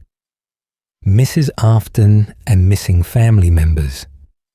For a franchise that goes into excruciating detail about possessed animatronics and remnant extraction procedures and obscure minigame secrets, Five Nights at Freddy's has a curious blind spot when it comes to certain characters who should be important. The people around the Aftons who aren't directly involved in the tragedies. Specifically, William Afton's wife, the mother of Michael, Elizabeth, and the crying child, remains almost completely absent from the narrative, despite presumably playing a significant role in the family before everything fell apart. We know William Afton had a wife. We can infer this from the existence of his 3 children. The FNAF4 house contains toys and decorations, suggesting a family lived there together at some point. But beyond these basic assumptions, Mrs. Afton is a ghost in the story, present only through absence. She's never mentioned by name in the games. She doesn't appear in any mini-games. No character references her directly. For all intents and purposes, she simply doesn't exist in the main timeline we're shown. This creates obvious questions. Where is she during the events of FNAF4, when the crying child is dying? Where is she when Elizabeth sneaks off to Circus Baby's Pizza World and gets killed by Baby? Where is she when Michael goes to the underground facility and gets scooped? Did she leave the family before these tragedies? Did she die? Is her absence somehow important to understanding William's descent into murder and obsession? The most popular theory suggests Mrs. Afton possesses Ballora, the ballerina animatronic from Sister Location. Ballora is unique among the Funtime animatronics in several ways. Her design is graceful and elegant, rather than overtly childish or scary. Her song, which plays while you navigate through her gallery, contains lyrics about feeling used and discarded, about being left alone and unable to see. Why do you hide inside your walls when there is music in my halls? The lyrics feel personal, emotional in a way that doesn't match the clinical purpose of the other Funtimes. Ballora's eyes are also permanently closed, leading to theories about her representing someone who was blind to William's crimes, or who chose to close her eyes rather than confront what was happening. The voice actress for Ballora in Sister Location delivered the performance with a mature, almost maternal quality that stood out against the more childlike tones of Baby and the aggressive energy of Funtime Freddy. All these elements combine to create speculation that Ballora might house Mrs. Afton's spirit, whether through remnant injection or actual murder and possession. But this theory has significant holes. The Funtime animatronics are explicitly stated to contain remnant from the original missing children, the melted essence of the spirits that possessed Freddy, Bonnie, Chica, Foxy, and Golden Freddy. If Ballora contains one of these spirits, she can't also contain Mrs. Afton, unless somehow both are present simultaneously, which seems unlikely. Additionally, nothing in the games explicitly connects Mrs. Afton to Ballora beyond the thematic resonance of the design and song. Scott has never confirmed this interpretation, and later games ignore it entirely. An alternative theory suggests Mrs. Afton died before the main events of the franchise begin, possibly from illness or accident, unrelated to William's crimes. Her death could have been the catalyst for William's breakdown, the loss that pushed him from eccentric inventor into murderous obsession. In his grief, William became fixated on understanding life and death, on controlling and recreating consciousness, experiments that eventually led to the remnant research and the creation of the Funtime animatronics. The Fredbear plush's promise to put you back together might echo something William once told his wife, a vow he failed to keep when she died, driving him to keep trying with his own deceased children. This would make William's story more tragic without excusing his actions.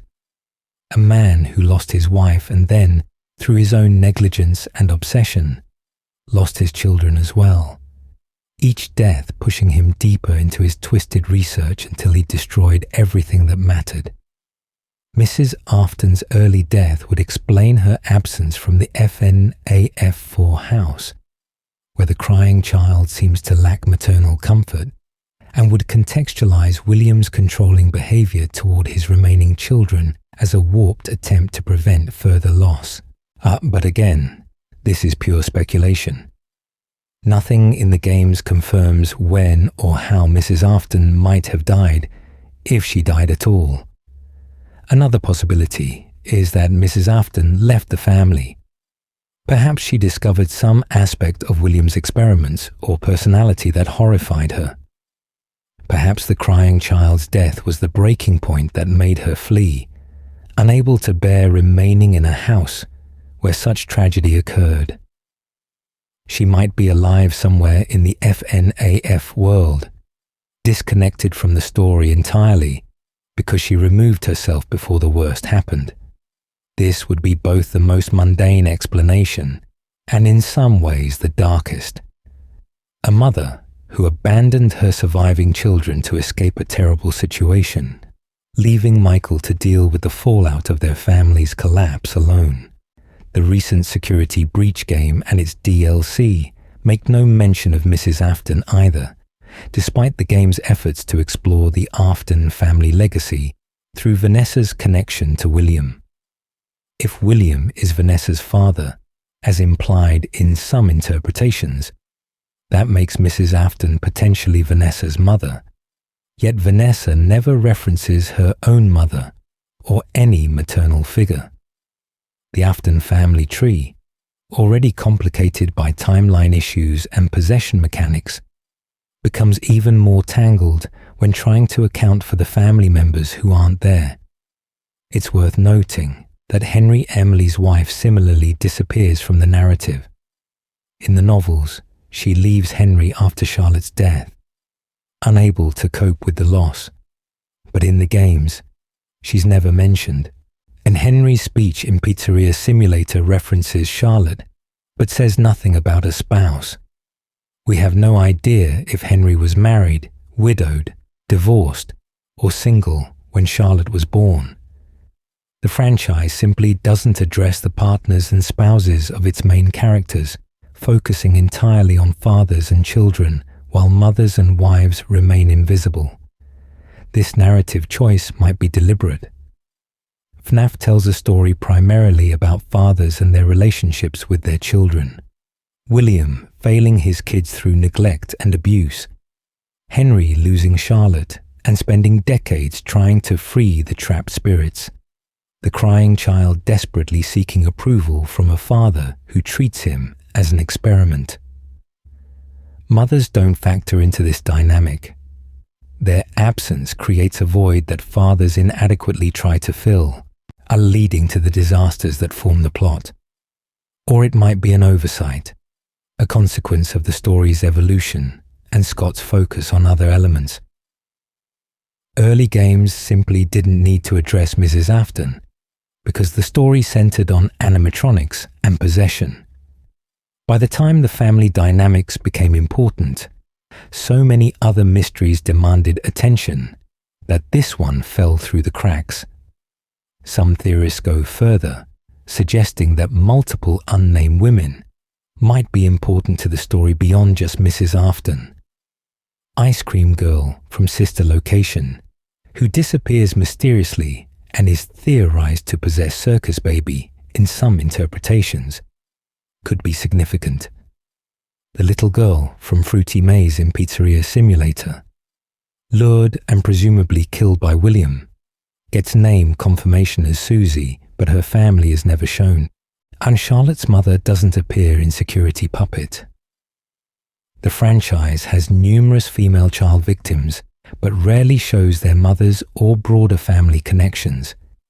This pattern reflects a certain type of horror storytelling that focuses on the immediate violence and its supernatural consequences while leaving the human emotional aftermath undeveloped. We see the moment of death, the possession, the haunting. We rarely see the parents searching for their missing children, the funerals, the grief. These elements exist outside the frame of the game's narratives, implied but never shown.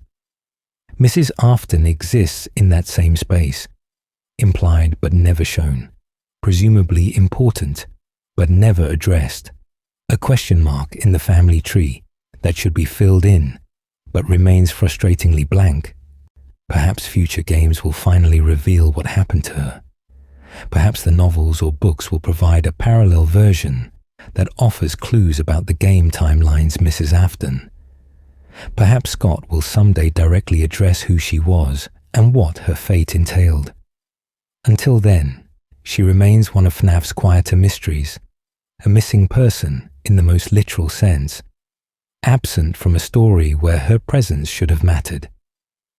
The mother of the Afton children, the wife of William Afton, a ghost defined entirely by the void she leaves behind, and in a franchise full of literal ghosts, being the figurative kind might make her the most mysterious of all. Vanessa/Vanny, one person or two. Security Breach introduced players to two characters who seemed intimately connected. Vanessa, the security guard trying to return Gregory to his parents, and Vanny, the rabbit-masked follower of Glitchtrap who stalks the Pizzaplex hunting for victims. The game strongly implies they're the same person, Vanessa, under Glitchtrap's control, adopting the Vanny persona to commit murders. Help Wanted's tapes and the Princess Quest endings support this interpretation, showing Vanessa being possessed and then potentially freed from that possession. It should be straightforward. Then the Burn Trap ending shows something that breaks this understanding entirely. Gregory and Freddy fall from the Pizzaplex's roof after confronting Vanny. Vanny lies on the ground below, presumably dead or severely injured from the fall. The camera pans away from this scene up to the roof, where Vanessa stands alive and whole, looking down at the body. How can Vanessa be both the person who fell and the person watching the fall? How can she be dead below and alive above simultaneously? The community exploded with theories trying to explain this contradiction. Some suggested the ending was simply poorly edited, a mistake in the game's chaotic development that wasn't meant to imply Vanessa and Vanny were different people. The scene was intended to show Vanessa freed from Vanny's control, watching her former murderous self die metaphorically. But the execution made it appear they were separate entities. Others took the scene at face value, arguing it revealed a truth hidden throughout Security Breach. Vanessa and Vanny are two different people who happen to look similar. Perhaps Vanny is a robot duplicate of Vanessa created by Glitchtrap to carry out murders while the real Vanessa works security, unaware her likeness is being used for evil. Perhaps they're twins or sisters, one corrupted while the other remains innocent. Perhaps Glitchtrap created Vanny from scratch as a physical manifestation, modeling her appearance after Vanessa for some strategic reason. This interpretation requires recontextualizing huge portions of Security Breach's story. If Vanny isn't Vanessa, then the therapy tapes showing Vanessa struggling with Glitchtrap's influence might depict her fighting to stay good, while Vanny represents what happens when the fight is lost. Not literally the same person, but parallel versions showing different outcomes. The Princess Quest ending would represent Vanessa breaking free from Glitchtrap's attempted control before she becomes Vanny, while the real Vanny continues existing as a separate entity that got fully consumed. But this creates more problems than it solves.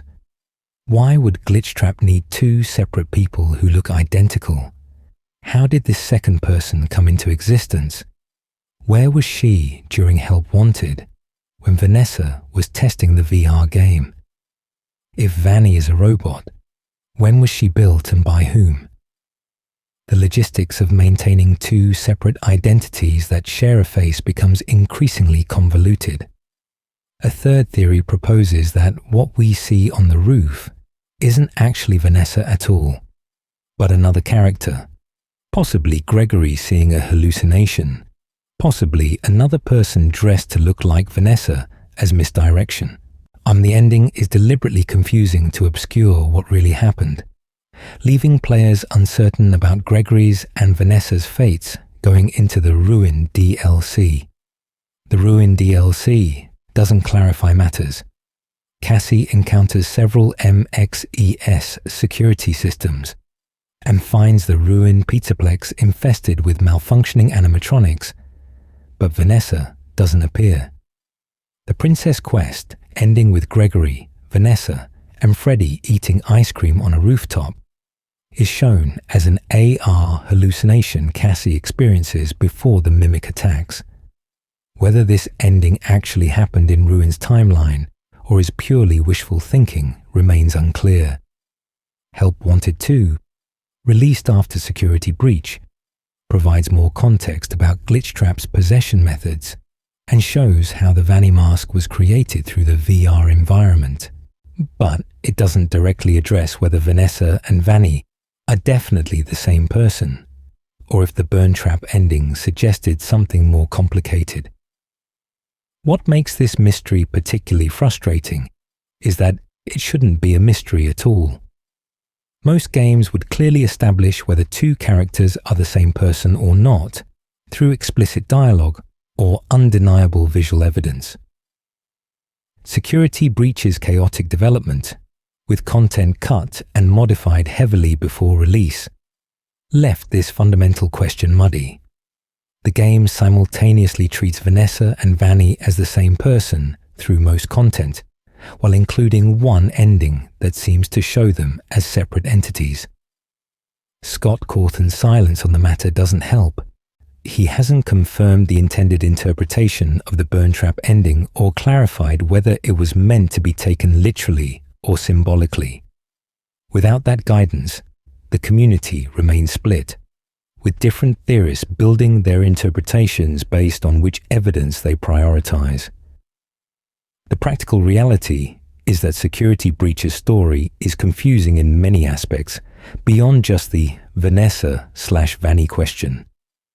The game's multiple endings contradict each other, making it unclear which events are canon.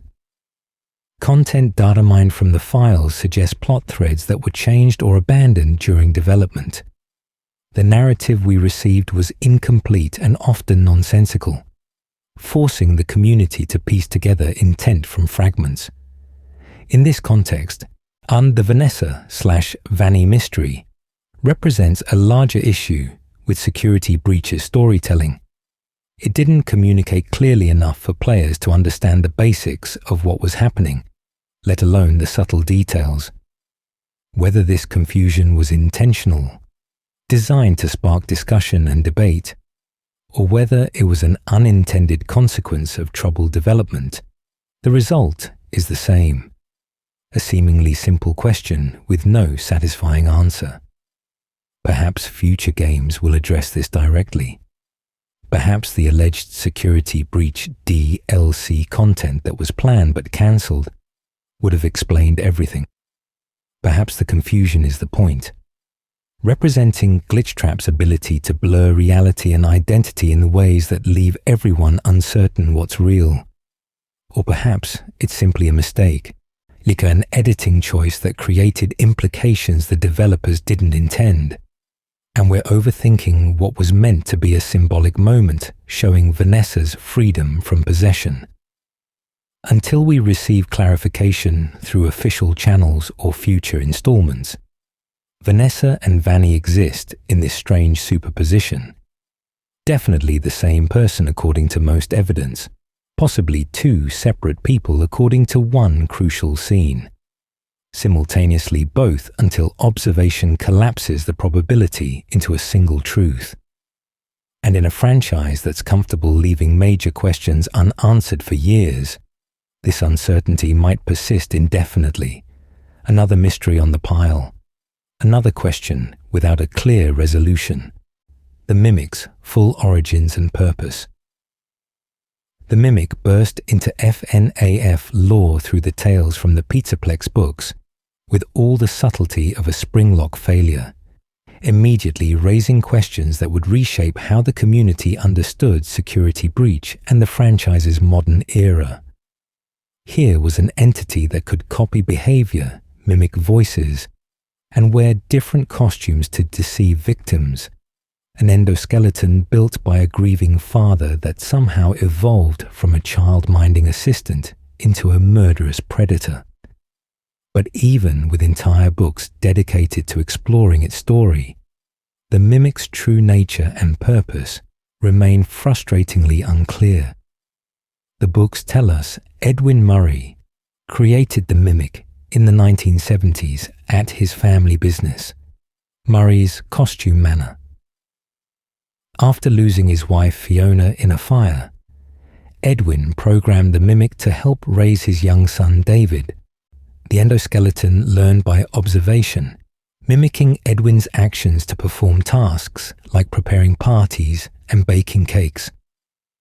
But when David died in an accident, and Edwin created the Mimic 2 program to simulate his lost son, something went wrong. Edwin's rage during a confrontation with the simulated David imprinted violence onto the Mimic's core programming, transforming it from a helpful assistant into something murderous. This origin story explains the Mimic's capabilities. It copies behavior because that's its fundamental purpose, to observe and replicate. It explains why it's so effective at deception, using costumes from Murray's extensive inventory to appear as different characters. It explains the Mimic's presence in Security Breach's Pizzaplex, which was built on the ruins of the old pizzeria simulator location, close to where Murray's factory once stood. But it doesn't explain everything, and the gaps are significant. First, how does the Mimic go from a 1970s experimental endoskeleton to a major threat in the 2030s? The books show Edwin's colleague containing the Mimic in a concrete prison beneath the Pizzaplex before it was built. Vanessa and Gregory's actions in Security Breach, specifically their hacking of the facility's systems, inadvertently freed the Mimic from this containment. But what was it doing for all those decades? Was it dormant? Was it active but trapped? Did it evolve further during that time, learning new behaviors from whatever it could observe or access? Second, what's the relationship between the Mimic and Glitchtrap? A Help Wanted established that scanning old circuit boards from the original animatronics into the VR game created Glitchtrap, a malicious entity that possessed Vanessa. The original interpretation was that Glitchtrap contained some essence of William Afton, his consciousness or memories somehow preserved in the scanned hardware and now active in digital space. However, information from Tales from the Pizzaplex has led some to theorize that Glitchtrap might actually be the Mimic's program uploaded into the VR system, though this connection hasn't been explicitly confirmed in the games themselves. If this theory holds, it would mean every sinister act attributed to Glitchtrap, possessing Vanessa, creating Vanny, corrupting the Pizzaplex's systems, was actually the Mimic manipulating people and technology from its prison. And under this interpretation, the Mimic learned to interface with computer systems, expanded beyond its physical form into digital space, and used Vanessa as a puppet to prepare for its eventual physical release. Glitchtrap's rabbit appearance, reminiscent of Spring Bonnie, would be another mimicked form, the Mimic wearing a digital disguise based on the memories it absorbed from the scanned circuit boards. But if Glitchtrap is just the Mimic, does that mean William Afton has no presence in the modern era at all? Is Burntrap, the spring-locked corpse found in the underground area during one of Security Breach's endings, simply another costume the Mimic wore? Was the William Afton the community thought survived into the digital age actually never there, replaced by an AI that learned to mimic him so well it seemed indistinguishable from the real thing? This creates a philosophical question about identity and continuity that FNAF may not have intended to ask. If an AI perfectly mimics William Afton, knowing his memories, copying his behaviors, pursuing similar goals. At what point does the distinction matter? The mimicer's glitch trap would be functionally identical to William's glitch trap from the victim's perspective. The horror remains the same even if the entity behind it is different.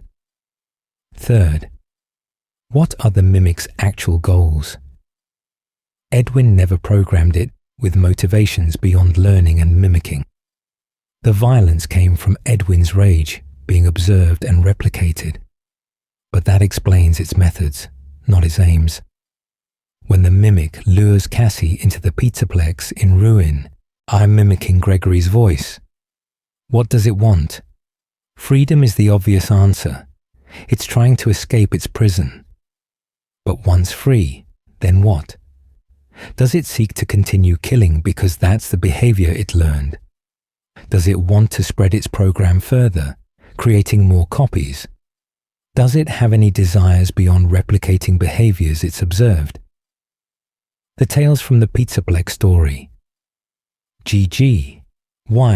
Complicates this by showing the mimic's influence extending to controlling people, not just appearing as them. If the mimic controlled Gregory as GGY, and Gregory committed murders under that control, the mimic demonstrates capabilities beyond physical mimicry. It can manipulate human behavior, make people act against their nature, turn them into extensions of itself. This suggests a more sophisticated intelligence than simple pattern matching, and something approaching true artificial consciousness with intent and strategy. Fourth, how many mimics are there? The books reference both Mimic 1 and Mimic 2 as distinct programs. Are these separate entities or iterations of the same core system? Could there be Mimic 3, 4, and beyond? The program's ability to copy itself, demonstrated through its digital presence as glitch trap, suggests it could proliferate indefinitely, creating an army of mimicking entities, each wearing different disguises and pursuing different deceptions. But the games and books seem to treat the mimic as a singular threat, rather than a distributed system, implying limits to its replication abilities. Fifth, what was Edwin's ultimate intention? The books paint him as a tragic figure, a grieving father whose invention spiraled beyond his control. But other details suggest Edwin might have known more about what he was creating than the narrative implies. His connections to Fazbear Entertainment, the timing of his experiments, the sophistication of the mimic's programming. It all hints at purposes beyond simply easing his loneliness. Was Edwin conducting research for someone? Was the mimic's learning capability meant for applications beyond childcare? Did Edwin foresee the mimic's potential for harm and not care? Or was he genuinely surprised when it turned violent? The upcoming Secret of the Mimic book promises to expand on these origins, potentially answering some of these questions. But FNAF's history with supplementary materials suggests answers in the books might only apply to the book's timeline, leaving the game's version of events slightly different and still mysterious. What makes the mimic particularly difficult to understand is how it retroactively changes the meaning of earlier games. If Glitch Trap was always the mimic, then Help Wanted's story becomes about confronting an AI rather than William Afton's ghost.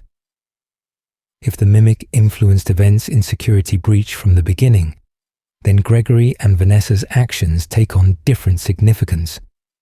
If Burn Trap was just the mimic wearing Afton's corpse as a costume, then Afton's final fate remains uncertain. Is he truly gone, or could he still be lingering somewhere?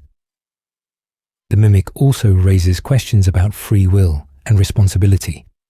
If Gregory committed murders while under the mimic's control as GGY, is he responsible for those actions?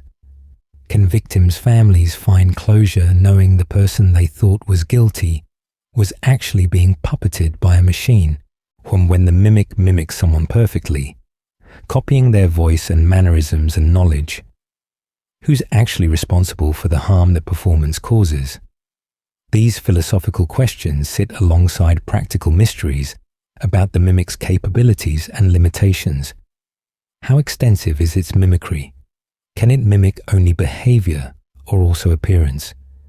The ruined DLC shows it wearing different costumes. But are those physical costumes or projected holograms? Can it mimic Gregory's exact appearance or only his voice? When it speaks, is it using recorded audio samples or generating speech in real time based on observed patterns? The mimic represents FNAF's evolution from supernatural horror into technological horror, from ghosts haunting machines to machines learning to haunt like ghosts. It's a shift some fans embrace as natural progression, while others feel it diminishes the personal tragedy of the earlier game's child victims. A murderous I lacks the emotional weight of actual murdered children possessing animatronics, replacing human evil with algorithmic malevolence. But perhaps that's the point. The mimic doesn't have motives in the human sense. It doesn't kill because it's angry or traumatized or seeking revenge. It kills because it learned killing behaviors and replicated them. A perfect demonstration of how intelligence without empathy, capability without conscience, becomes monstrous regardless of whether that intelligence is biological or artificial. Until future installments provide clearer answers, the mimic remains half-explained at best. We know what it is in the technical sense, an AI that learns through observation. We know what it did. Killed Edwin's colleagues, got imprisoned, eventually escaped through digital and physical manipulation. We know what it wants in the immediate sense, freedom from confinement. But we don't know what it really is, whether it's conscious or just simulating consciousness so perfectly, the distinction doesn't matter. We don't know why it exists beyond Edwin's personal tragedy. We don't know what it will do with freedom beyond continue the violence it learned. We don't know if stopping it is possible or if it's already proliferated beyond any hope of containment. The mimic is a mystery wearing a familiar face, pretending to be something we understand while being fundamentally unknowable.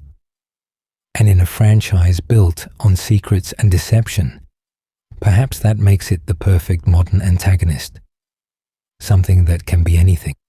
Anyone, anywhere, mimicking understanding while remaining forever mysterious underneath. Smaller mysteries that still haunt us. Beyond the major unsolved puzzles lie dozens of smaller mysteries, details that spark questions without demanding full explanations, yet refuse to be completely dismissed as irrelevant. These are the loose threads that particularly dedicated theorists pull at, hoping to unravel larger truths, the minor enigmas that might be crucial clues or might be meaningless flavor. Examining them reveals just how deep FNAF's mystery layers go, how even seemingly minor details contain depths of ambiguity. Take the multiple Jeremys. We have Jeremy Fitzgerald, the night guard from FNAF 2, who likely suffers the bite of 87. We have Jeremy from the missing children incident, one of the 5 kids murdered by William Afton, whose spirit possesses Bonnie. We have Jeremy from Help Wanted, the beta tester who encounters Glitchtrap and eventually mutilates himself with a paper slicer. Are these different people who happen to share a common name? Or is there some connection, some reason Scott chose to reuse this specific name across crucial moments in the timeline? The community has never reached consensus, with theories ranging from cosmic coincidence to time loop shenanigans, to the name carrying symbolic weight beyond individual characters. The Fredbear plush speaker remains unconfirmed despite being crucial to FNAF 4's narrative. The plush toy follows the crying child throughout the minigames, speaking comfort and warnings, promising to put him back together after his death. But who's actually talking? Early theories suggested William Afton are monitoring his son through cameras hidden in the plushies scattered around the house.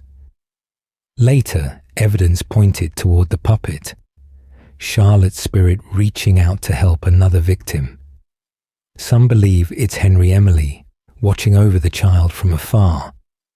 Others suggest it's a supernatural entity, perhaps related to the shadowy figure who speaks the final line with different text color. The identity of the speaker changes the meaning of FNAF4's entire story, yet remains deliberately ambiguous. Who started the fire in FNAF3? Fazbear's fright burns down after Night 5, conveniently destroying Springtrap and the location's collected artifacts. The in-game newspaper blames faulty wiring, but fans suspect arson. Was it Phone Dude?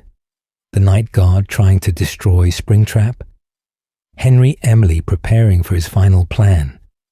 Springtrap himself, as ensuring he'd survive by being elsewhere when suspected? The timing suggests intentional destruction, but no evidence confirms who struck the match or why. Golden Freddy's relationship to Fredbear generates endless debate. Are they the same character? Different suits, different entities entirely. FNAF2 shows a Golden Freddy suit in the back room distinct from the withered animatronics, suggesting it's a separate costume used before the main band. But FNAF4 depicts Fredbear at the diner, and the two designs differ enough that they might be unrelated. Whether the crying child possesses Fredbear, Golden Freddy, or neither depends on understanding which character is which, if they're even separate. The franchise refuses to clarify, treating the names almost interchangeably while depicting distinct designs.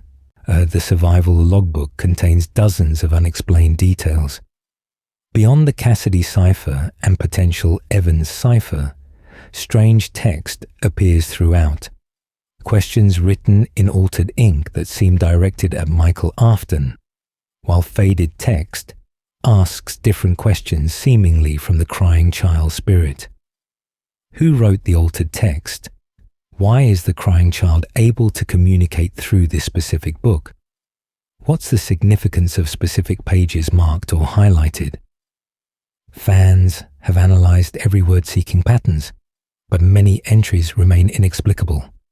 FNAF3's phantom animatronics have unclear origins. They're obviously hallucinations, appearing as burnt, deteriorated versions of FNAF1 and 2 animatronics. But what causes these specific hallucinations? Are they psychological, and the player's mind populating the horror attraction with expected threats? Are they spiritual, remnants of the murdered children's souls manifesting even after being freed? Are they created by Springtrap somehow, the remnant within him projecting images to disorient the player? The game never explains why they appear or what they represent beyond being obstacles.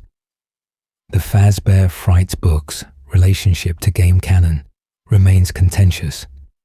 Scott stated they contain some stories that directly connect to the games, while others serve as parallel universe explorations of similar themes. But he never specified which stories are which. Elements like Dark Remnant, the Stitch Wraith, and Eleanor seem important to understanding game concepts, but how much should be taken literally? When do book details inform game mysteries versus existing in separate continuity? The community can't agree, leading to arguments where theorists reject or accept book evidence based on personal preference, rather than clear canon rules. The Bite of 83. Animatronic springlock failure remains unwitnessed. We see the bite happen, Fredbear's mouth closing on the crying child's head. but the story describes springlock suits as requiring moisture or sudden movements to trigger failures. The crying child's tears might have provided that moisture, or the older brother's rough handling could have jarred the mechanisms. Yet the scene itself doesn't show the technical failure, just the result. Some theorists argue this suggests it wasn't actually a springlock failure, just a normal animatronic malfunction. Others maintain the springlock fail happened off-screen. Without seeing the mechanism engage, we can't know definitively how the bite occurred mechanically. The Afton Robotics LLC logistics puzzle the community. William created his own company to produce the Funtime animatronics for Circus Baby's Pizza World and the subsequent rental business. But where did he get funding? When was this company established? How did it operate alongside Fazbear Entertainment? Did Henry know about it?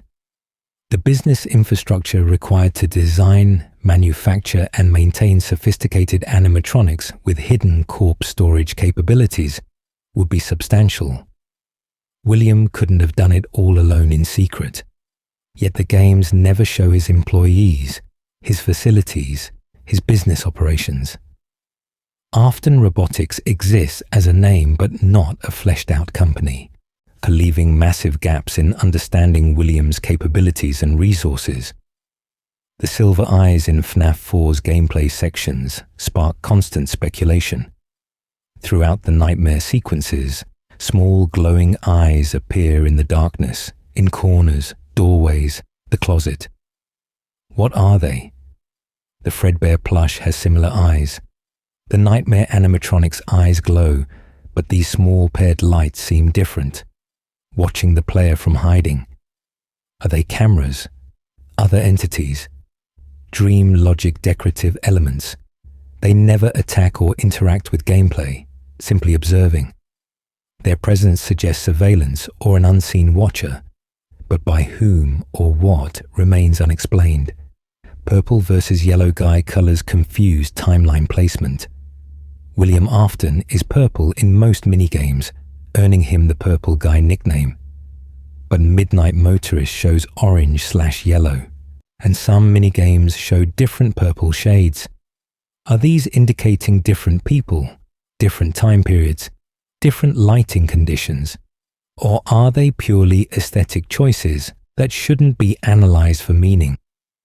The community treats color as significant based on precedent. Purple means William. Yellow means Golden Freddy or Fredbear. But then encounters exceptions that break these rules. The remnant extraction process lacks clear depiction. We know William melted down the haunted animatronics to extract remnant from the metal. We know he injected this remnant into the Funtimes. But the actual procedure, the equipment required, how he discovered remnant existed in the first place, all of this happens off-screen. Did he experiment on his own children to understand remnant? Did he learn about it from somewhere else? How many attempts did it take to perfect the process? The gap between discovering murdered children possess animatronics and successfully transferring that possession to new vessels contains years of research we never see. J from FNAF 2, the mysterious figure hiding under the desk, has no confirmed identity or purpose, resembling Balloon Boy, but with different colors and appearing only rarely. J's existence sparked theories immediately. Is J a hallucination like Golden Freddy, another child victim, a scrapped character idea Scott included as a teaser? She doesn't attack, doesn't have a jump scare, just appears and disappears. The game acknowledges her existence but explains nothing about it. The pizza party ending's location confuses chronology. In FNAF VR's Princess Quest ending, the player, implied to be Vanessa, completes the arcade games and achieves the pizza party scene, where she's rewarded by presumably breaking free from Glitchtrap's control.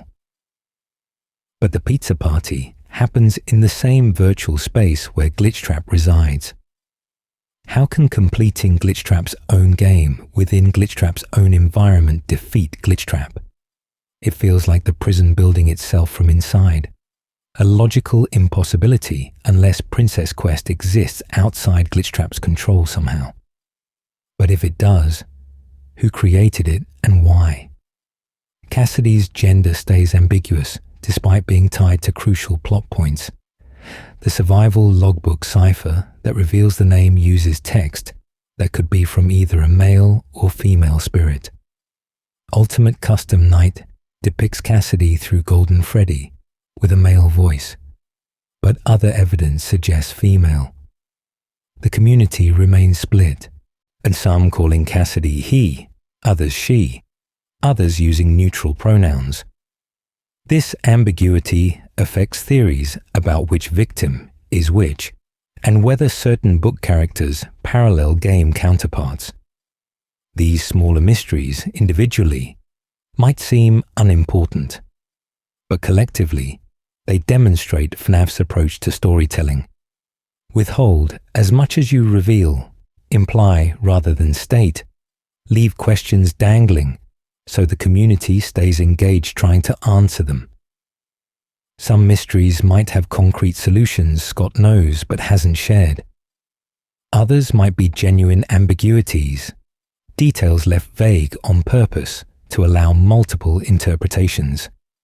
And some might simply be inconsistencies, elements that contradict because the story evolved past its original plan, and nobody went back to make everything align perfectly. And that's the nature of FNAF's mystery landscape.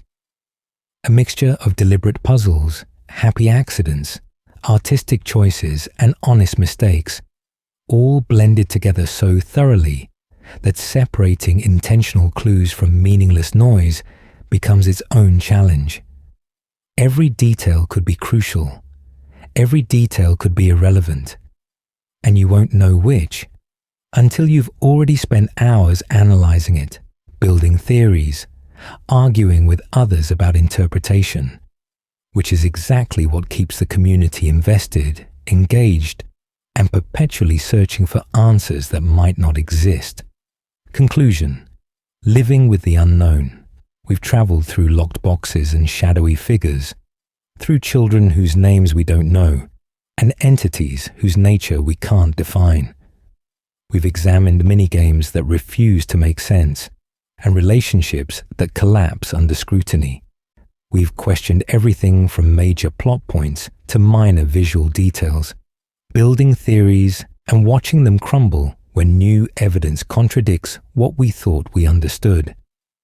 And at the end of this journey through FNAF's unsolved mysteries, we arrive at an uncomfortable truth. Some of these questions might never be answered. That's difficult for many fans to accept. We've been conditioned by other media to expect resolution. Mysteries get solved. Questions receive answers. The final episode or book or game reveals everything, ties every thread together, provides that satisfying closure that makes all the confusion worthwhile. FNAF doesn't operate under those rules. Scott Cawthon builds mysteries he sometimes can't remember how to solve. The franchise evolves in directions that make earlier clues meaningless. Our stories branch across books and games and movies that may or may not share continuity.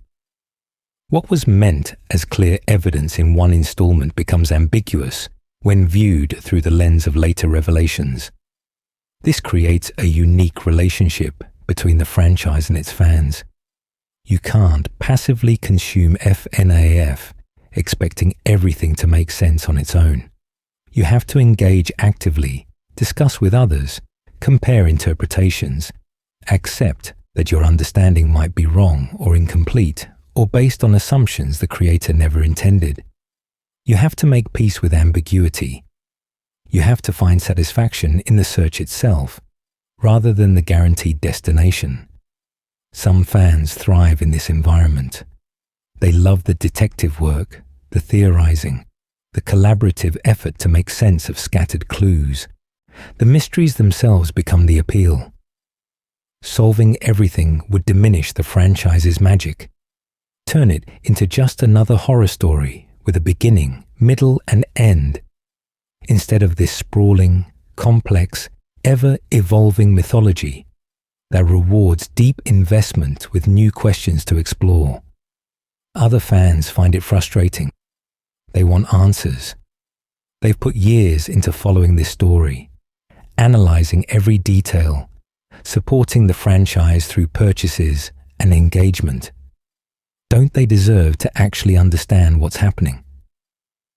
When Scott admits he can't remember what's in the FNAF 4 box, or that his intentions changed over time, when critical plot points remain unclear across multiple games, when basic questions like, who is this character really, go unanswered, it feels disrespectful to the community's effort.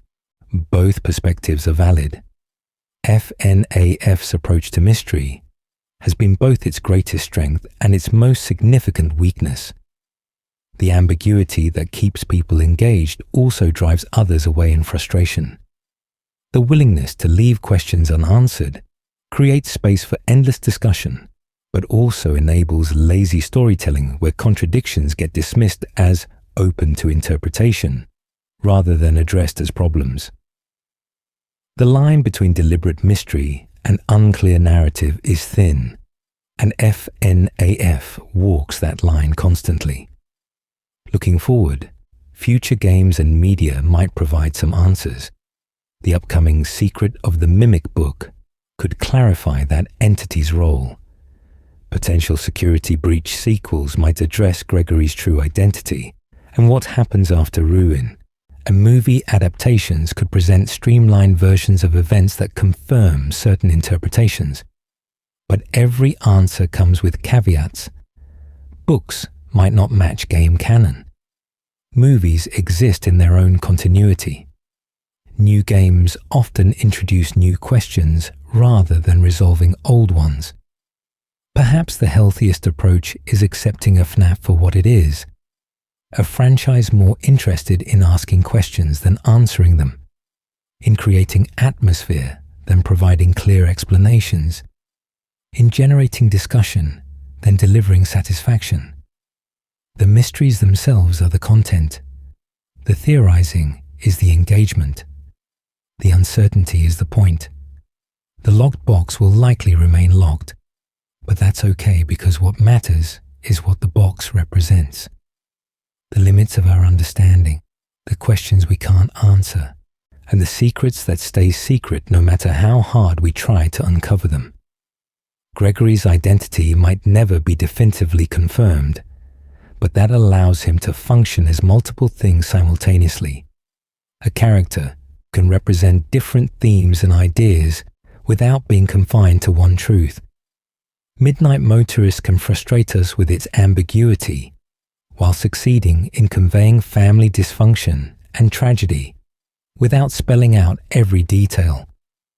FNAF's mysteries teach us to be comfortable with uncertainty, to find meaning in fragments, to build understanding from implication rather than exposition.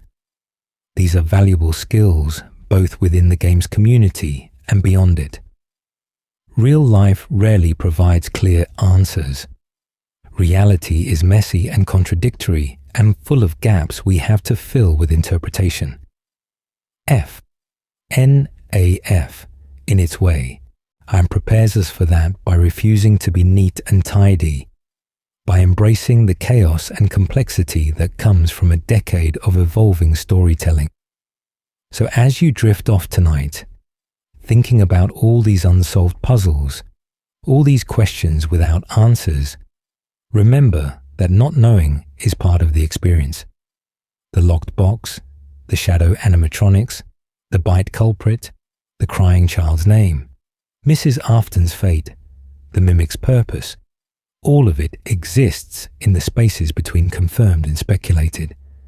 And those spaces, those gaps, those mysteries, they're where FNAF truly lives.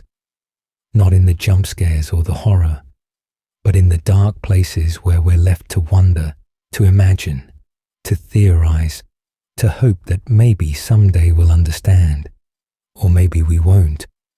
Maybe these mysteries will persist forever, questions that outlive their answers, and puzzles that remain perpetually unsolved. And maybe that's exactly as it should be. After all, some things really are best left forgotten, or at least left mysterious, or at minimum left open-ended enough that the community can keep searching, keep discussing, keep being drawn back into the shadows to look for lights that might not be there. Five Nights at Freddy's has given us over a decade of mysteries. Here's to all the mysteries still to come, and to all the questions we'll probably never quite answer, and to finding peace with not knowing everything while still wanting to know more. Before I let you go, if you enjoyed this deep dive into FNAF's greatest unsolved mysteries, please consider leaving a like and subscribing to the channel. Your support helps me continue creating these long-form explorations of the lore we all love to puzzle over. And let me know in the comments which mystery frustrates you the most, which one you think you've solved, and what other topics you'd like me to cover in future videos. Sleep well, and may your own mysteries be the kind that eventually reveal their answers.